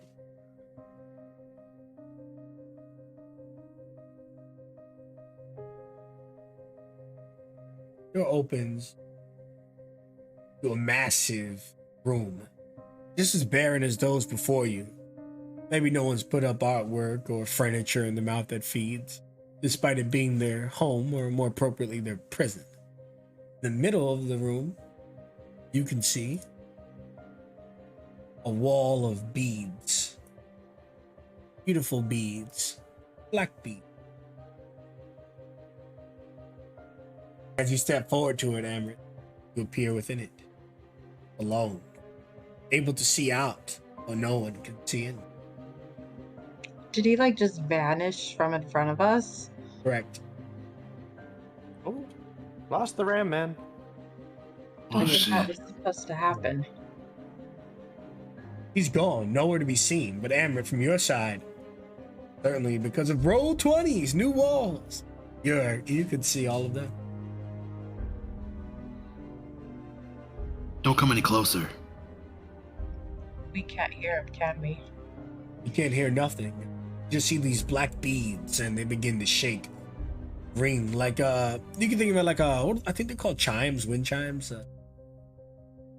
They just kind of rattle together. Is that what they're called? Yeah. Okay. Mhm. They just kind of rattle together and make a little ringing sound.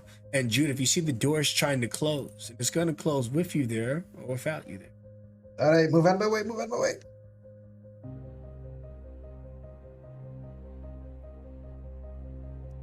Did any of you see what happened? Did he just vanish?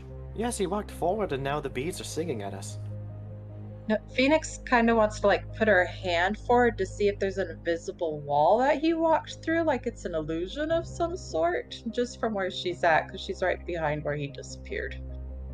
Your hand, Amrit, hand reaches in, almost smacking you in the face. Just a hand. You don't see Phoenix. It's just like a floating hand. The mage hands are usually very distinguishable. This is a flesh hand. Did I feel him? Probably felt like a brush of his cloak. Okay, this is weird. He's there. I don't see him, but he's there. I feel him. She's gotta like reach around, see if she could grab something. So you just see this hand like just randomly grabbing you. You're not positive it's Phoenix hands, except luckily she has an iconic pair of gloves, so don't stab the hand. I take a swing, though. I cut the hand off.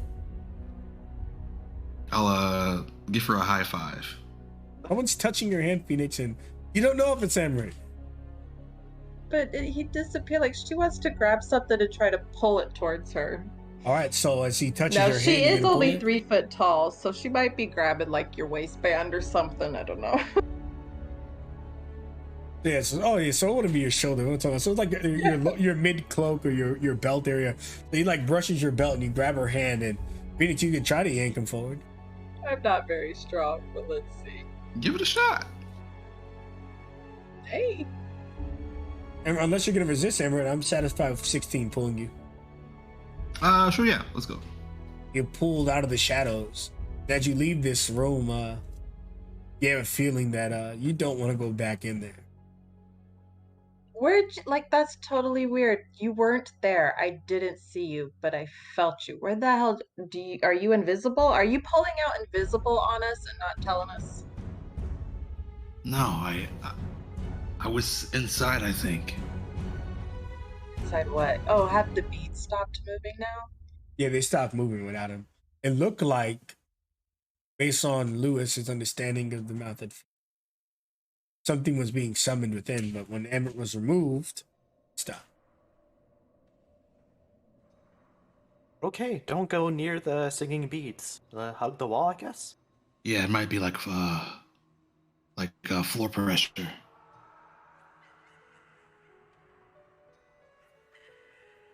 That's Well, what free to continue. Okay.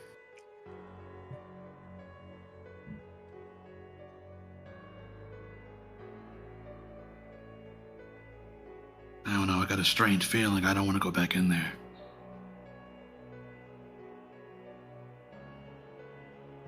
Wasn't there something that way? Who knows? But as you are clutched against the wall, sliding, on the walls you can see the continued writing. Help me. It came from me. Avoid the chime. Mouther, mouther, mouther, mouther, mouther, mouther, mouther, Ed. Shit. I think we should cover our ears. As he says that, a loud ringing begins to shake on the chimes. Hurry! Give me a Cover my sleight of ears. hand how fast you can cover your ears, bringing your hands up quickly, speedily to your ears to shield you from the ringing. I'll give Amber advantage since she was the most aware of it. Yahoo!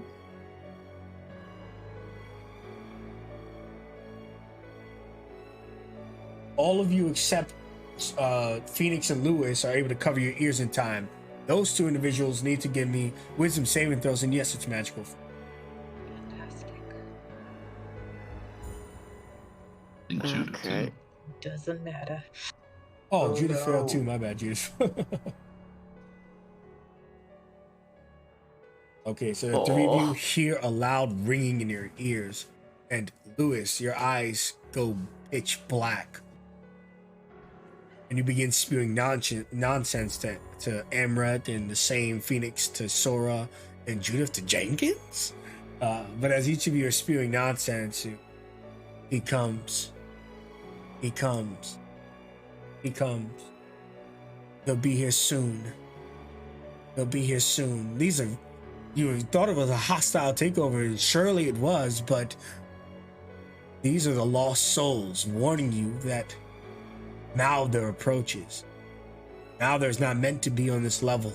When Malder arrives, you don't have the primos to protect you this time. Not that you didn't hold your own, but if it's anything like the Malder you've seen last time, this is both your first day at the academy and your last. Let's go ahead and take a 10-minute break. When we come back, we'll only have about 45 to an hour left at most. Hope everybody's enjoying the stream. We're going to take a short break again. About 45 minutes left in the story to an hour today. And thank you for joining us. Everyone, use the bathroom, grab a drink. I'll see you all in 10 minutes. Oh, Lord. See ya. That's concerning. I knew it as soon as they said, a mouther shouldn't be here. There's a mouther. There's always a mouther. There's Gotta always ramp a up the mouth. drama. It wasn't safe at the festival. How the hell would they make feed safe, you know? I'm sure it's fine. You guys in 10 minutes, we'll go ahead and grab a snack real quick. Or actually, well, I'm Hell going to yeah. finish my dinner real quick. I moved you guys to the stream. For those of you viewing, this is a loading page that will give you random facts about the world. Think of it like a video game loading screen. So you can go ahead and read these while we're away and enjoy some of the lore presented to you. Thank you, players. You've all performed fantastically so far. I'm really excited to continue this story for what little's left. See you all soon. BRB. Awesome. Lego Batman out. Biz, Jailus What up? is alive. Yeah! We did it. We saved the boy. Yay! That is a relief. Oh yeah, happy about that one. And Hekalu is the headmistress, so that's also fun. Mm-hmm. Can you guys hear me? Oh, there we Yeah. go. Yeah, Oh. we can now. Whew. All right. Oh. But the I stream love- is still going, right? So we gotta. Yeah. So don't be hyper profane like I'm about to fit. No, Don't be average. I would have done the photo thing in our little session 0 game, but I forgot that I had that spell. So now that I do, Judith will be taking photos mid combat sometimes. Got it. God damn, Sora is like going off already. Oh yeah. I love describing the quarter staff fighting when you're mounted, because it, the whole feature says at the end you can still attack in an acrobatic fashion. Yeah, it's fun. Yeah. So she's just she's a wild child in the air, essentially. Got them style points. I don't miss it. Don't worry, I don't miss it. You'll get it soon again, Kanto. Yeah.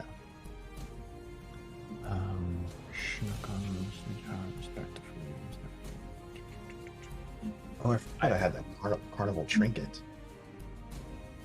I also want to get Tengu out on one of those Matrix missions if they happen on a Monday. Okay. That's why I'm bidding for that rune belt so hard.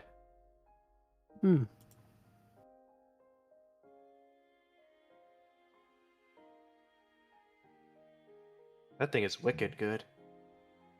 Yeah, I would have an 18 con save for my stunning strike. Well, you can easily outbid me if you want to. Maybe. We'll see. Let's say. Well, not only that, but you get your key points back on a one roll. Yeah. We'll see. I mean, I have I'd have to give up either my bracers of defense or my luck stone. Those are two pretty important things.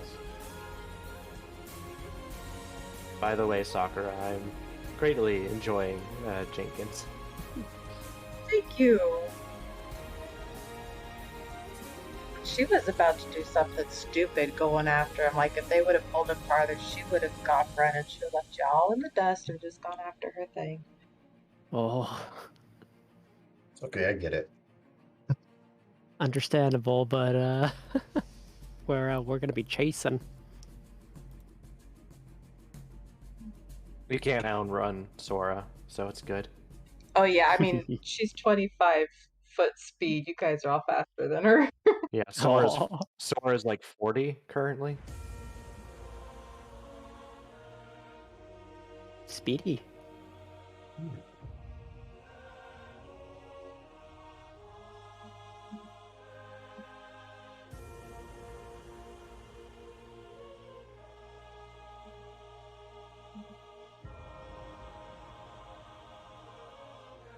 I'm so glad that we have Amrit with us because Yes. thank you so much. Your freaking knowledge of this language is clutch. Like, Imagine we didn't. Yeah, imagine we didn't know anything. Okay, let's go to the one on our that goes up. Well, I am able to comprehend languages, just a little FYI, but that would have taken time. And And spells. this is way better. It's a ritual. Okay. I'm trying to make also a habit of crafting some magic items to propose every once in a while. Trying to make more of a habit of it so I get a better idea of it. I put 2 new ones on the homebrew review that I crafted up.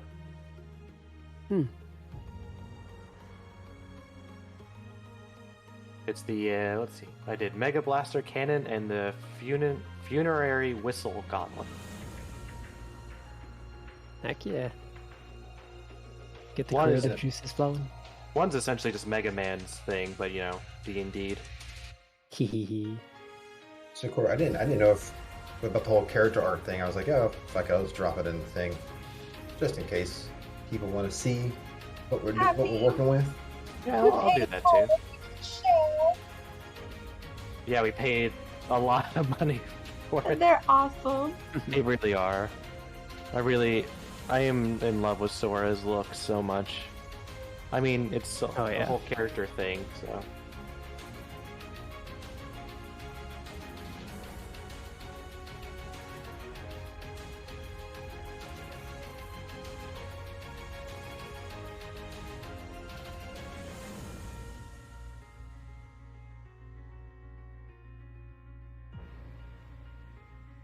I think we're all gonna be really protective of Sora.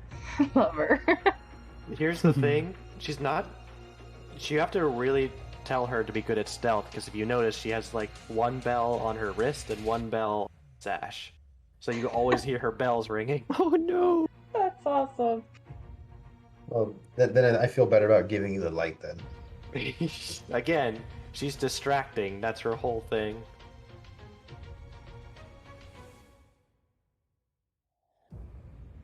But the bell thing's good to remember because I can write that down.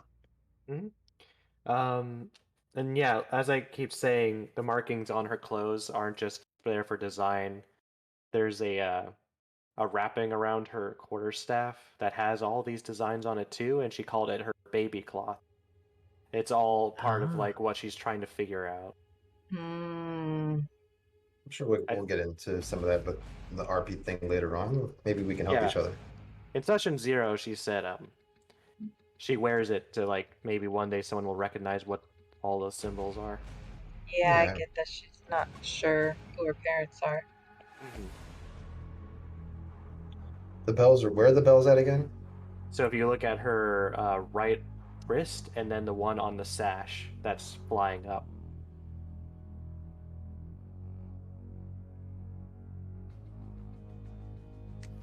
Jingle jingle.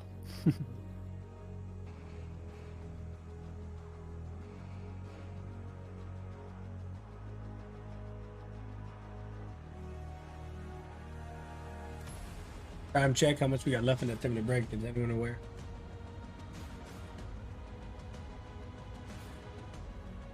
Not really sure. Let me see when I put B right back. Oh, yeah. Because the moment I stepped away, I started eating dinner because, You got one more minute. I got one more minute. Nice. Yeah, I scarfed it down. I mean, I had started it when the game started, but I never finished it. I scarfed the rest of it down. Gotta tell us to roleplay longer so you can eat. All right. So, Kenta, this is your first campaign of mine. It's very different from the guild. Hope you're enjoying yourself. It's all good. Have a fun time. Yeah, this is also the first time for me to play a low level at the start, so it's a different feeling. Oh yeah, I forgot you joined before. You're like 6 or 7 or something. Yeah, I joined in 2 different campaigns, and at 2 different ones, it's like, oh, you're a master, or the other one, oh, you're 10, you have all fancy things. Yeah, it's your first time with me at start. That's cool. And here's hoping a long run with it. All right, well, our minute, assuming, is up. So those of you watching right now, we had great viewers tonight, between 6 to 10 at all times. Really excited. If you guys haven't followed or subscribed or anything like that, you should. We're going to be here Sundays, 8:30 EST. Should be a good time. Now, Daniel, can we get a proper roll call? I'm going to jump back into tonight's set.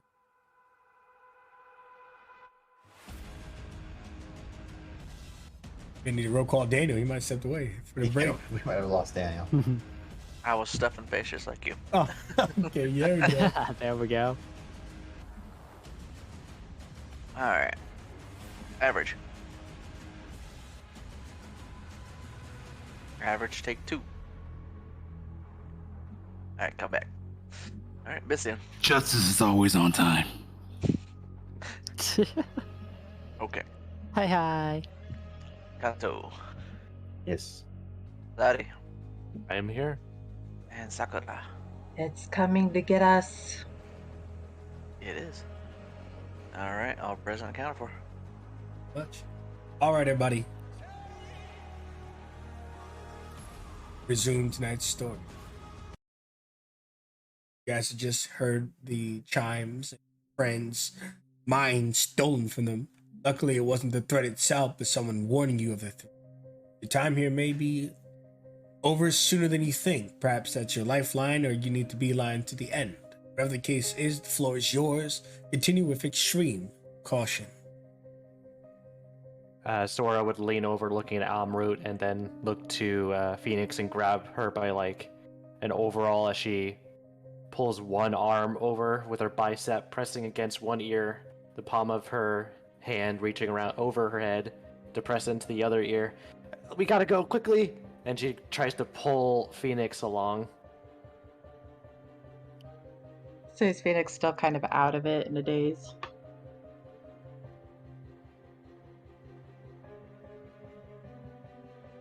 It's coming. Let's go. We going down or we going up? Going think- down. Going down. Well, I guess Emra's the one to lead, so. Yeah, I figure. Going down where?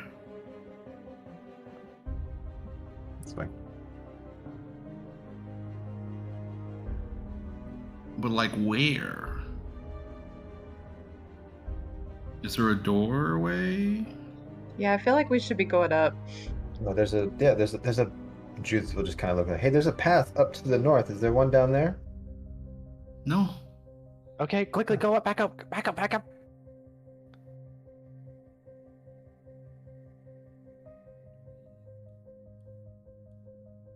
You sure we don't just take this door and just get the fuck out of here? We need I to want capture. the master suite. No, I'm curious. Okay, never mind. Go back. Fuck. What'd you say, Emrut? Same thing I always fucking say around you people. How you love being here and you can't wait to show what else you got? No. There's more dark waters. That's a good Who's thing. this? That's a good thing. Is this the stuff we need? Probably.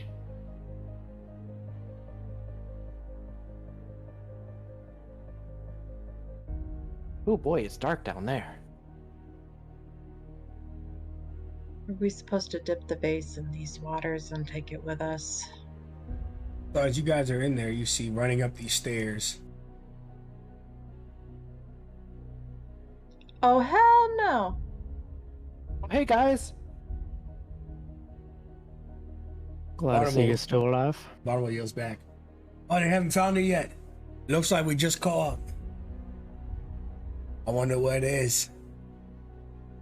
You There both- was Hold on. something special in these black beads down south.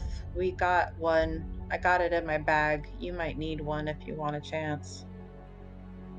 something special in the black beads down below. Yeah. Give me a deception roll. Oh god, she's bad at this. Oh gods. Oh. I've seen that you all look like you're coming from that direction. Rather try the Uncharted if you haven't found it yet. You catch me? He looks back. Yep, go ahead. After you. Oh, Wait, hold on. There's a mouther here. You sure you don't want to all go home right now? a Mouther. There ain't no Mouther here. They said they don't allow Mouthers on this level. Oh, there's a Mouther coming from from where we came from. Sorry, Phoenix. Oh, you're gonna march us to our death, hey? Oh, Nah, y'all look tough and hardy. It's just gonna distract you for a little while. Jumps in the water, and when he jumps in the water, other things jump out.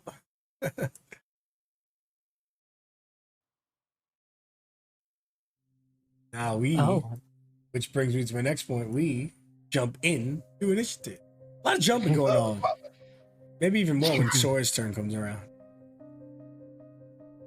You have a large photo of what these dark mantles look like. Oh, absolutely. Oh, Well, the tokens no. actually capture most of it.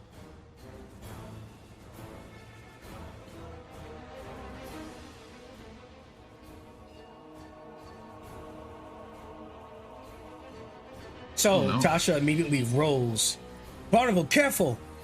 Pulls out her bow, slings an arrow into it, and shoots twice, knocking into this one.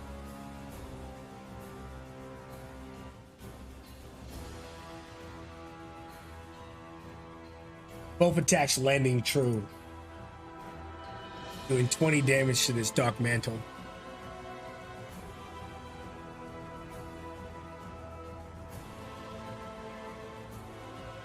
Get out of the water, Barnacle. Get out of the water, quick! It's too late. Despite being attacked by Tasha, they seem to favor the one in the water, getting an advantage over those who swim in their dark wells. As it swoops down, attempting to crush him. And with that advantage, the advantage being all the difference, Barnable's skull smushed like mashed potatoes. Barnable dies. Oh. Next one swoops down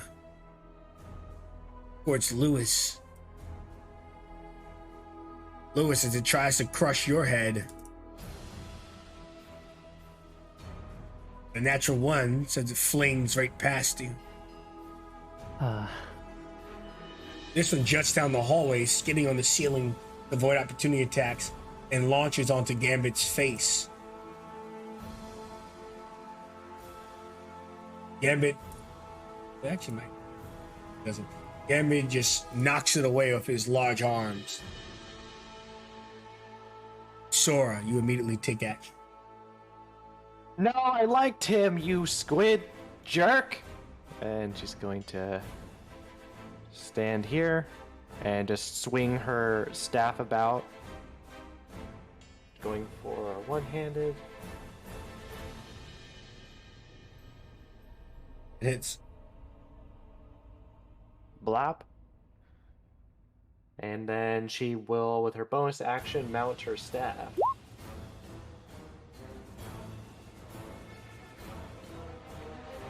And yeah, she will end her turn. You're up.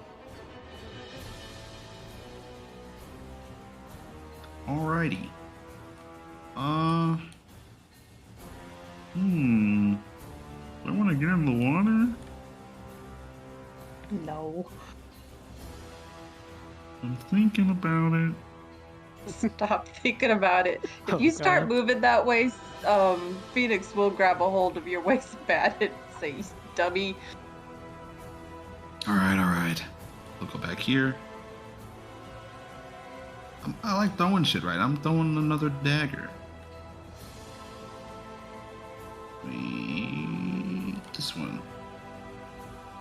What you Hit hitting? something. This guy right here? Yeah. Nearly took it out the sky, but it manages to hold on to its own string. Gotcha. And then, let me see. This might be a bonus action. Oh. Oh, I don't think it applies to me. Nope. Okay.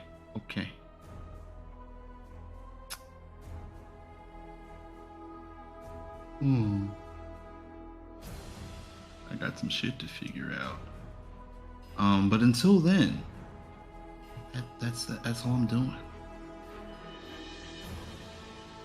Gambit pulls out his flintlock. Got, he's a fauna. Fauna in this world are animal people. Picks up his gun. 2 shots, the first one missing, second one landing true, 12 damage onto it.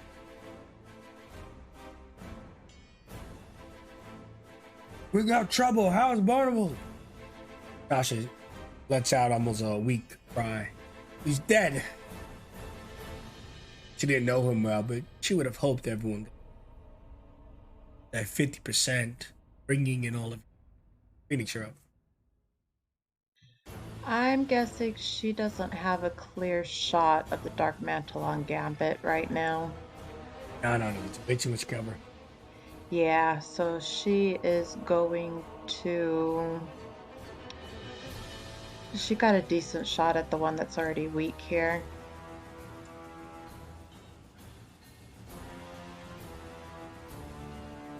Well, I guess she has enough. She can move into place right there and take it. It still counts at range, right? Because I'm not right next to it. So Well, she will if you move up there, you'll be next to this one. Oh, yeah, no, I wouldn't have done that. Thank you, sorry. You know what? She will just try to aim between Amrit and Judith here. At the Dark Mantle that is weakened. Let's have a little bit of cover through this armor class. But that's more than enough to get through. She will shoot that one, hopefully out of the air. You do. She will back herself into this hallway a little bit. Woo! And she will tell Jenkins, defend. He will move in between. I realize it's difficult, but he should be able to move between Sora and Lewis. And he's going to take up position right there. His action is dodge right now. Understood. Vulnerable head is like a squashed pumpkin. He no longer needs to be an initiative. This mantle will swoop down at Jenkins, seeing him approach the door, still guarding it. Attempting to crush Jenkins. The 16 hit him at disadvantage. Yes. Oh, wait a minute, wrong sheet. Yes, it does. 4 bludgeoning, and then it attaches to Jenkins.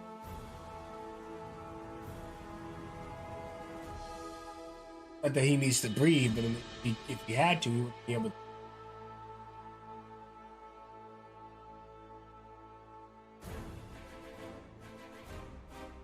See here, stop.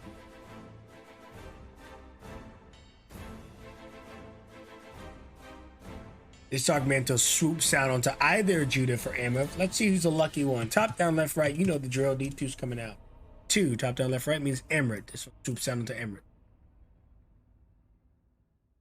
They don't make much noises. You can hear the swooshing in the sky. They're not even talking or making sounds other than that. 16 against Amrit. Watch my back, you guys. Ah! Yeah. 9 bludgeoning as it crushes your shoulders. It's now attached to your body. Judith, what are you gonna do?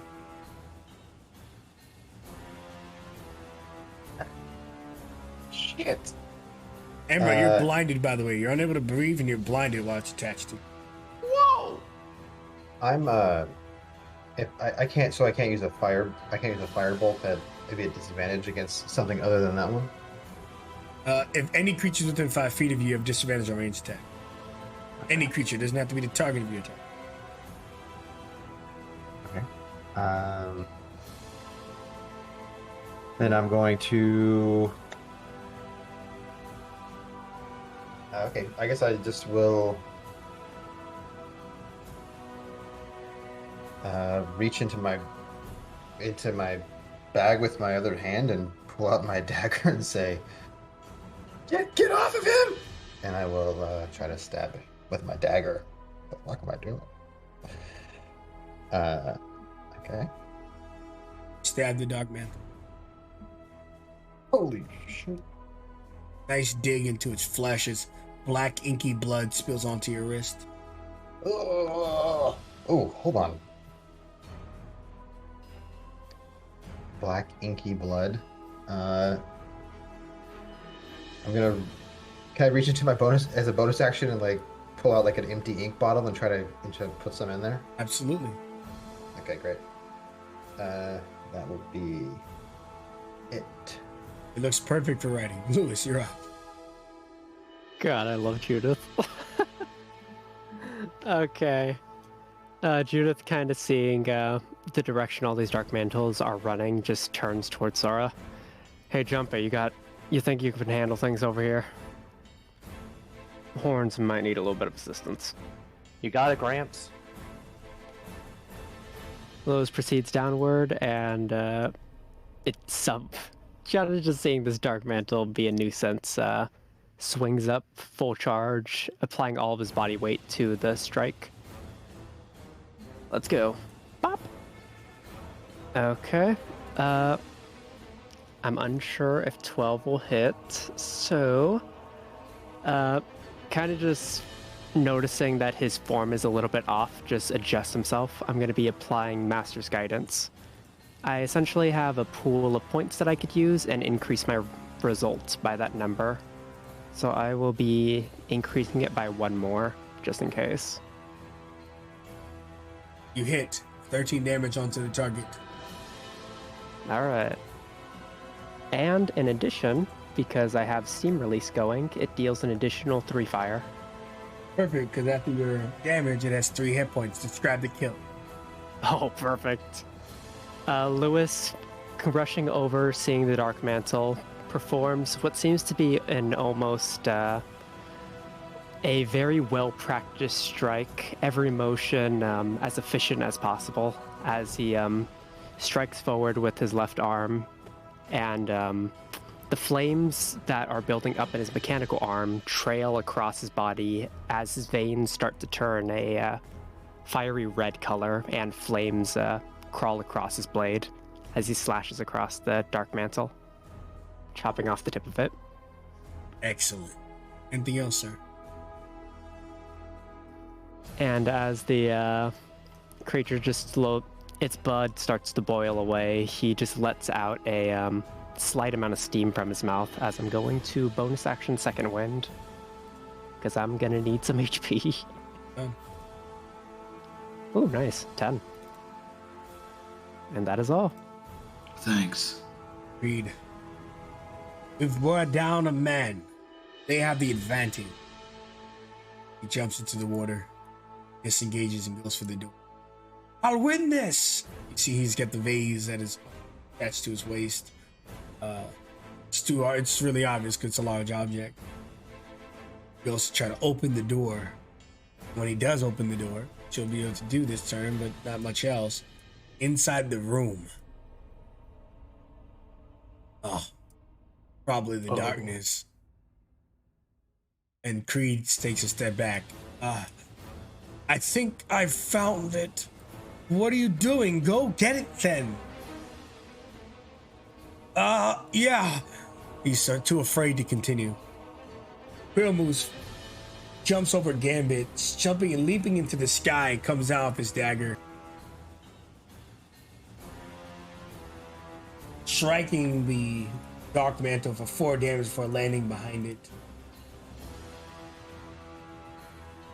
Oh, I've got your back, Gambit. Thank you, small one. And the fight ensues in that corner against one of the Dark Mantles. The darkness has some say in the matter too. You could drop Jenkins, I nearly forgot. The darkness begins spilling into the room, and each of you can feel what Lewis was talking about. As magical darkness begins to once again claim this place soon. If it is not contained, this whole floor you'll each be blind. Your racial dark vision, nay in comparison to the darkness presented here. Tasha, another 2. Thinking in her mind of the goal, but also wanting to keep everyone alive, she's going to do her best to land this next attack. And adding a d10, the minimum would add to the attack, and she'll be successful. 2 attacks come out. Finishing off the Dark Mantle next to Sora. You can tell off the bat she's the most experienced of their group. Probably fighting for a long time before joining the academy. Late. But late is better than never. That Dark Mantle, dead. Dead. This one, soon to be dead. It swoops down onto Quill. Quill easily dodges it. No, no, no. Sora. Reed, look out! Sora does one of the, I forgot to put the marker for her pole arm, which I'll do real quick, does the same thing. She kind of does this like spin in the air to try and smack this thing. First attack at advantage.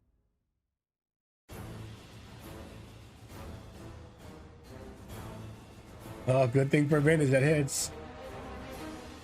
5 bludgeoning on the first. And then 1 bonus action monk or unarmed strike.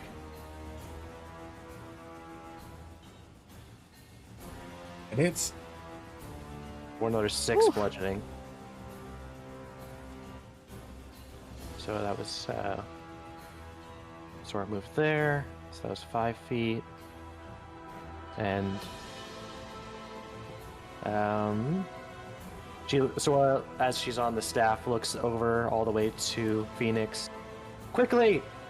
The darkness is getting thicker. You know what to do.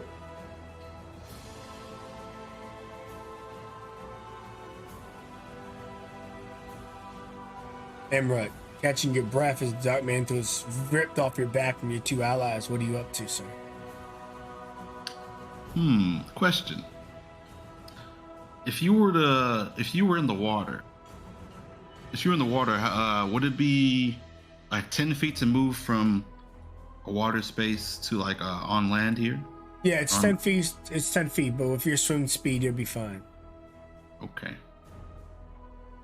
For you, it's 5, whether you're getting out or going in or swimming in it. Okay. Good.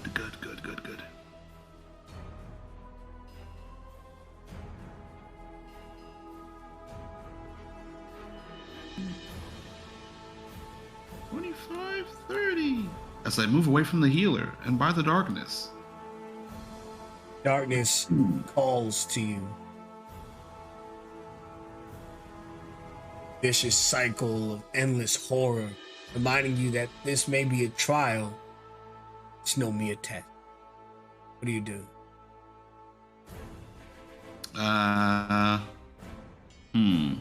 Would closing the door be an item interaction or an action? These doors are pretty heavy. I took Creed's bonus action. If you give me your bonus action, I'll let you close it. I will close it. In order to close the door, I need an athletics check. The shadows beat against it, pushing like they're a physical object, and screams fill into your mind. Alrighty. The door swings open and you fall into the water. The darkness cackles.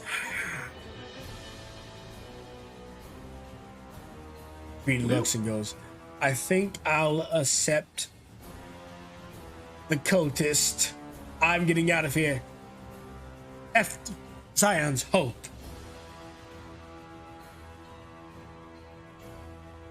Oh, don't say that, Creed. You were so feisty before. You got this. Yeah, fuck you. Oh, actually, I would have got my knife from these guys, which I want to throw that. So I'll throw it again, since I can't move anymore. At that one, just so I get something done. Hits it, slicing into its wing a bit.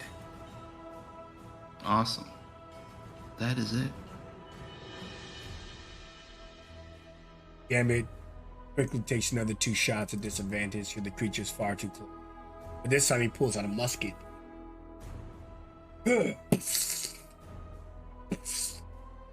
Both unfortunately missing and his gun jamming. Oh, I'm in trouble, Quill. I've got your back. Phoenix, you're up. Mechanically, what will it take to dip this vase into the water? Well, not much. It's just going to take how much water you want to put in there. It's going to be an investigation or a perception to see if, with the depth and the darkness, whether you filled it appropriately enough. Yeah. So she's going to kneel down, try to block out all the chaos that's happening all around her, and fill this vase exactly halfway full. Do we have a inspo for this? I do not. I think she used it. Yeah. Okay. But Phoenix, is it an action to take something out of a bag of holding? I will have to look. I can't remember. I know there's some type of interaction, or I could just be completely.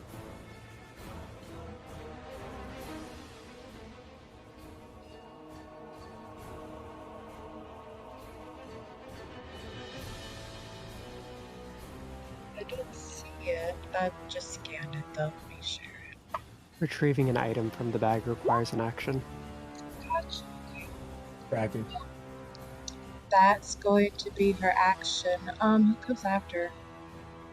Is it a free item interaction? I'll take your bonus unless you have plans for it. I'll let you dip it with the bonus to do the perception investigation. Oh, okay, yeah, we do that. You pull it out with your action. You go to dip it in there as best you can, filling it up. Your choice of investigation or perception to see if you filled it enough.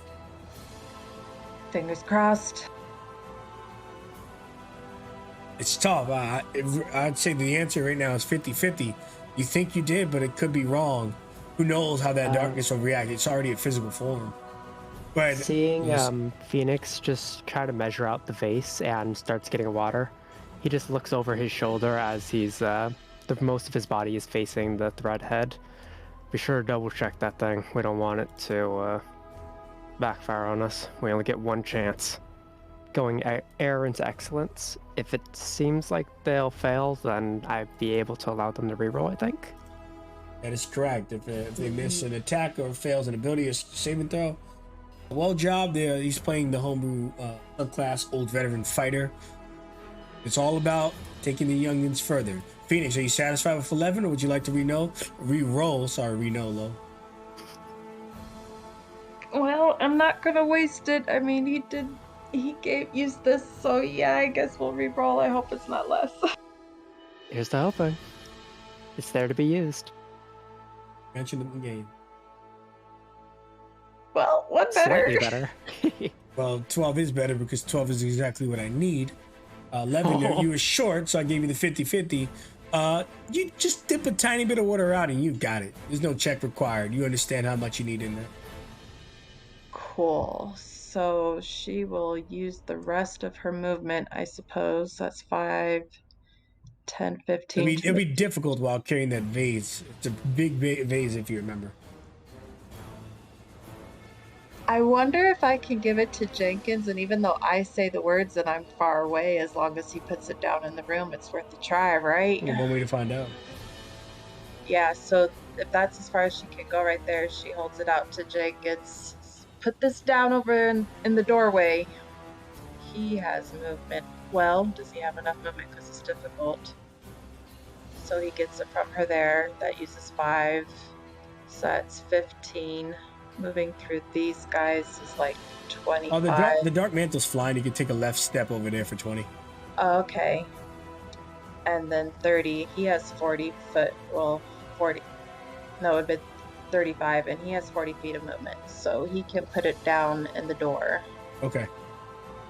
And then Phoenix would yell out the thing that was it a Nothic? Was that the name? She will call out, you are mine and I am yours. Now get in it and stay in it. See if it works. From that far away, I will need a performance roll. God, she's not good at this. Good luck. Is there anything? Oh. The shadows whip out, sending Jenkins flying down the corridor, dealing 15 damage to him. No. Oh. But The it's vase is still there. Any of you guys can call it out. Jenkins is also prone for whatever it's worth.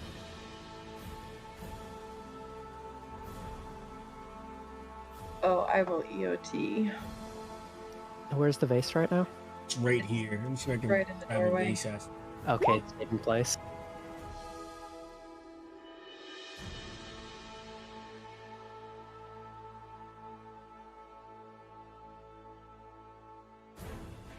Oh. Sorry about that. Grabbing the asset just so we have you don't need to, you know where it is. The dark mantle is up and it is going to continue to harass Sora since it smells blood on her, and as opposed to Creed is at full health, trying to drain you of your life. First attack is at disadvantage. Excellent. Disadvantage. Did this creature attach to you or no? No. Okay, good. So you turn a critical hit into a miss. Oh. Nice. Thank you, Moe of the Monkey King. Judith, there's a performance that needs to be had. I know a performer. Do you? Hey. Judith is like, I'm not really much of a performer, weirdly. But I will... You have a way with words. Go get it. I will kind of 5, 10, 15, 20, 25, 30. Okay. She'll kind of like look at her notes and then she'll go, all right, and put her hand on the vase and say, and then look up at the darkness here and say, you are mine and I am yours. Now get in and stay in. Performance from this range, you get advantage. Oh, perfect. Oh.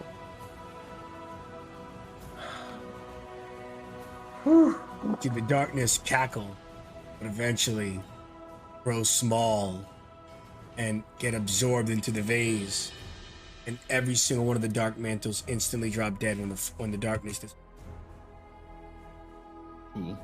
Fighting stops and slows down. Gambit catches his breath, and Quill and Creed and looks to Tasha and goes, "We should take it from them. Swap the vases." So Tasha just shakes her head. You have no honor. This is not the school for you. What do you guys say to Creed? A suggestion to steal it, swap the vases?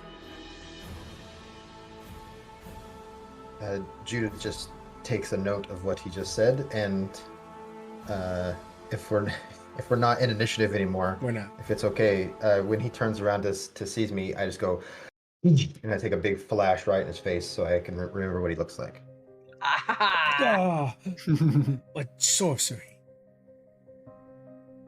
Dark mantles all burn away. Tasha pulls out Barnable's body. I didn't know you, but you seem an honest man, hardworking and good. The least I can do is bring your body. It seems this trial's over. We gave it our best shot, but you all won. I'll bow to that. It's just a room after all. But going forward, we will do our damnedest. To improve you and ourselves, I propose a healthy competition, though I do not speak for my allies, whose tongues may be more wicked. I think what's more important right now is that we get you all out alive and Creed can change his pants. I can smell him from here. Sorry. The corridor we came from, we saw an exit. We didn't take it because we didn't get the objective. Down these stairs is a swift retreat. Let's get out of here then. That Mouther could still be coming. We should hurry. I mean, this might be crazy, but can I insight him? Sure. Or them? It's Tasha. Okay, Tasha, sorry. That's a 5. The door behind them, the shadows fill up this hallway, and in the room where the darkness was, you hear, "He has given me more." And materializing in the room is a Mouther. And as it releases its aura, each of you buckling at your knees to stand up, give me a strength saving throw or fall as a full-fledged Mouther appears. I'm gonna use my inspiration here. Okay. Those of you who got 10 or less would fall prone. Those of you who got above a 10 would be fine. What does the one get? Sora start to buckle a little bit. He just calls out, If you're gonna show me, at the least stand your ground." Yeah. As I'm gonna be using Aaron's excellence. Get a reroll. Letting Sora reroll. You stand your ground. Well done. There we go. The Mouther wastes no time. Doesn't give you a chance to clean or gather yourselves or your wits. It roars, and as it roars, you can feel its pressure. This may not be nowhere near as powerful as Hyperion, but this creature will likely be your end. And that is where we end the session today. Thank you all for joining me. Oh. Uh-oh! We gotta get the hell out of here. We gotta grab that Get out jar of and Dodge. Grab Yep. that jar and run. Hey, I'm pretty low, guys. Yeah? prone. This concludes session 1 of Phantoms of the Past and Elda Aerth Adventure. Thank you, viewers, for coming out and seeing the show. Thank you, players, for putting on a damn good performance. Pleasure playing with you. Thank you for the game, Falcon. I've Thanks, returned to Elda Aerth, and I just thank you enough for that. Exciting, right? So we're gonna do our after game chat with each other, which is just talking, exploring, having fun. Just so you know, this isn't one of those D&D channels that are scripted and no one's aware of what's gonna happen or what's going on. And death is always a threat. These characters could die next week, they could die the week after, but let's hope, let's cheer them on, let's do a good job. Thank you for viewing. This is where I'm gonna say goodbye to you all. Everybody say goodbye to the stream. Bye. Later, everybody. Peace out. Woo!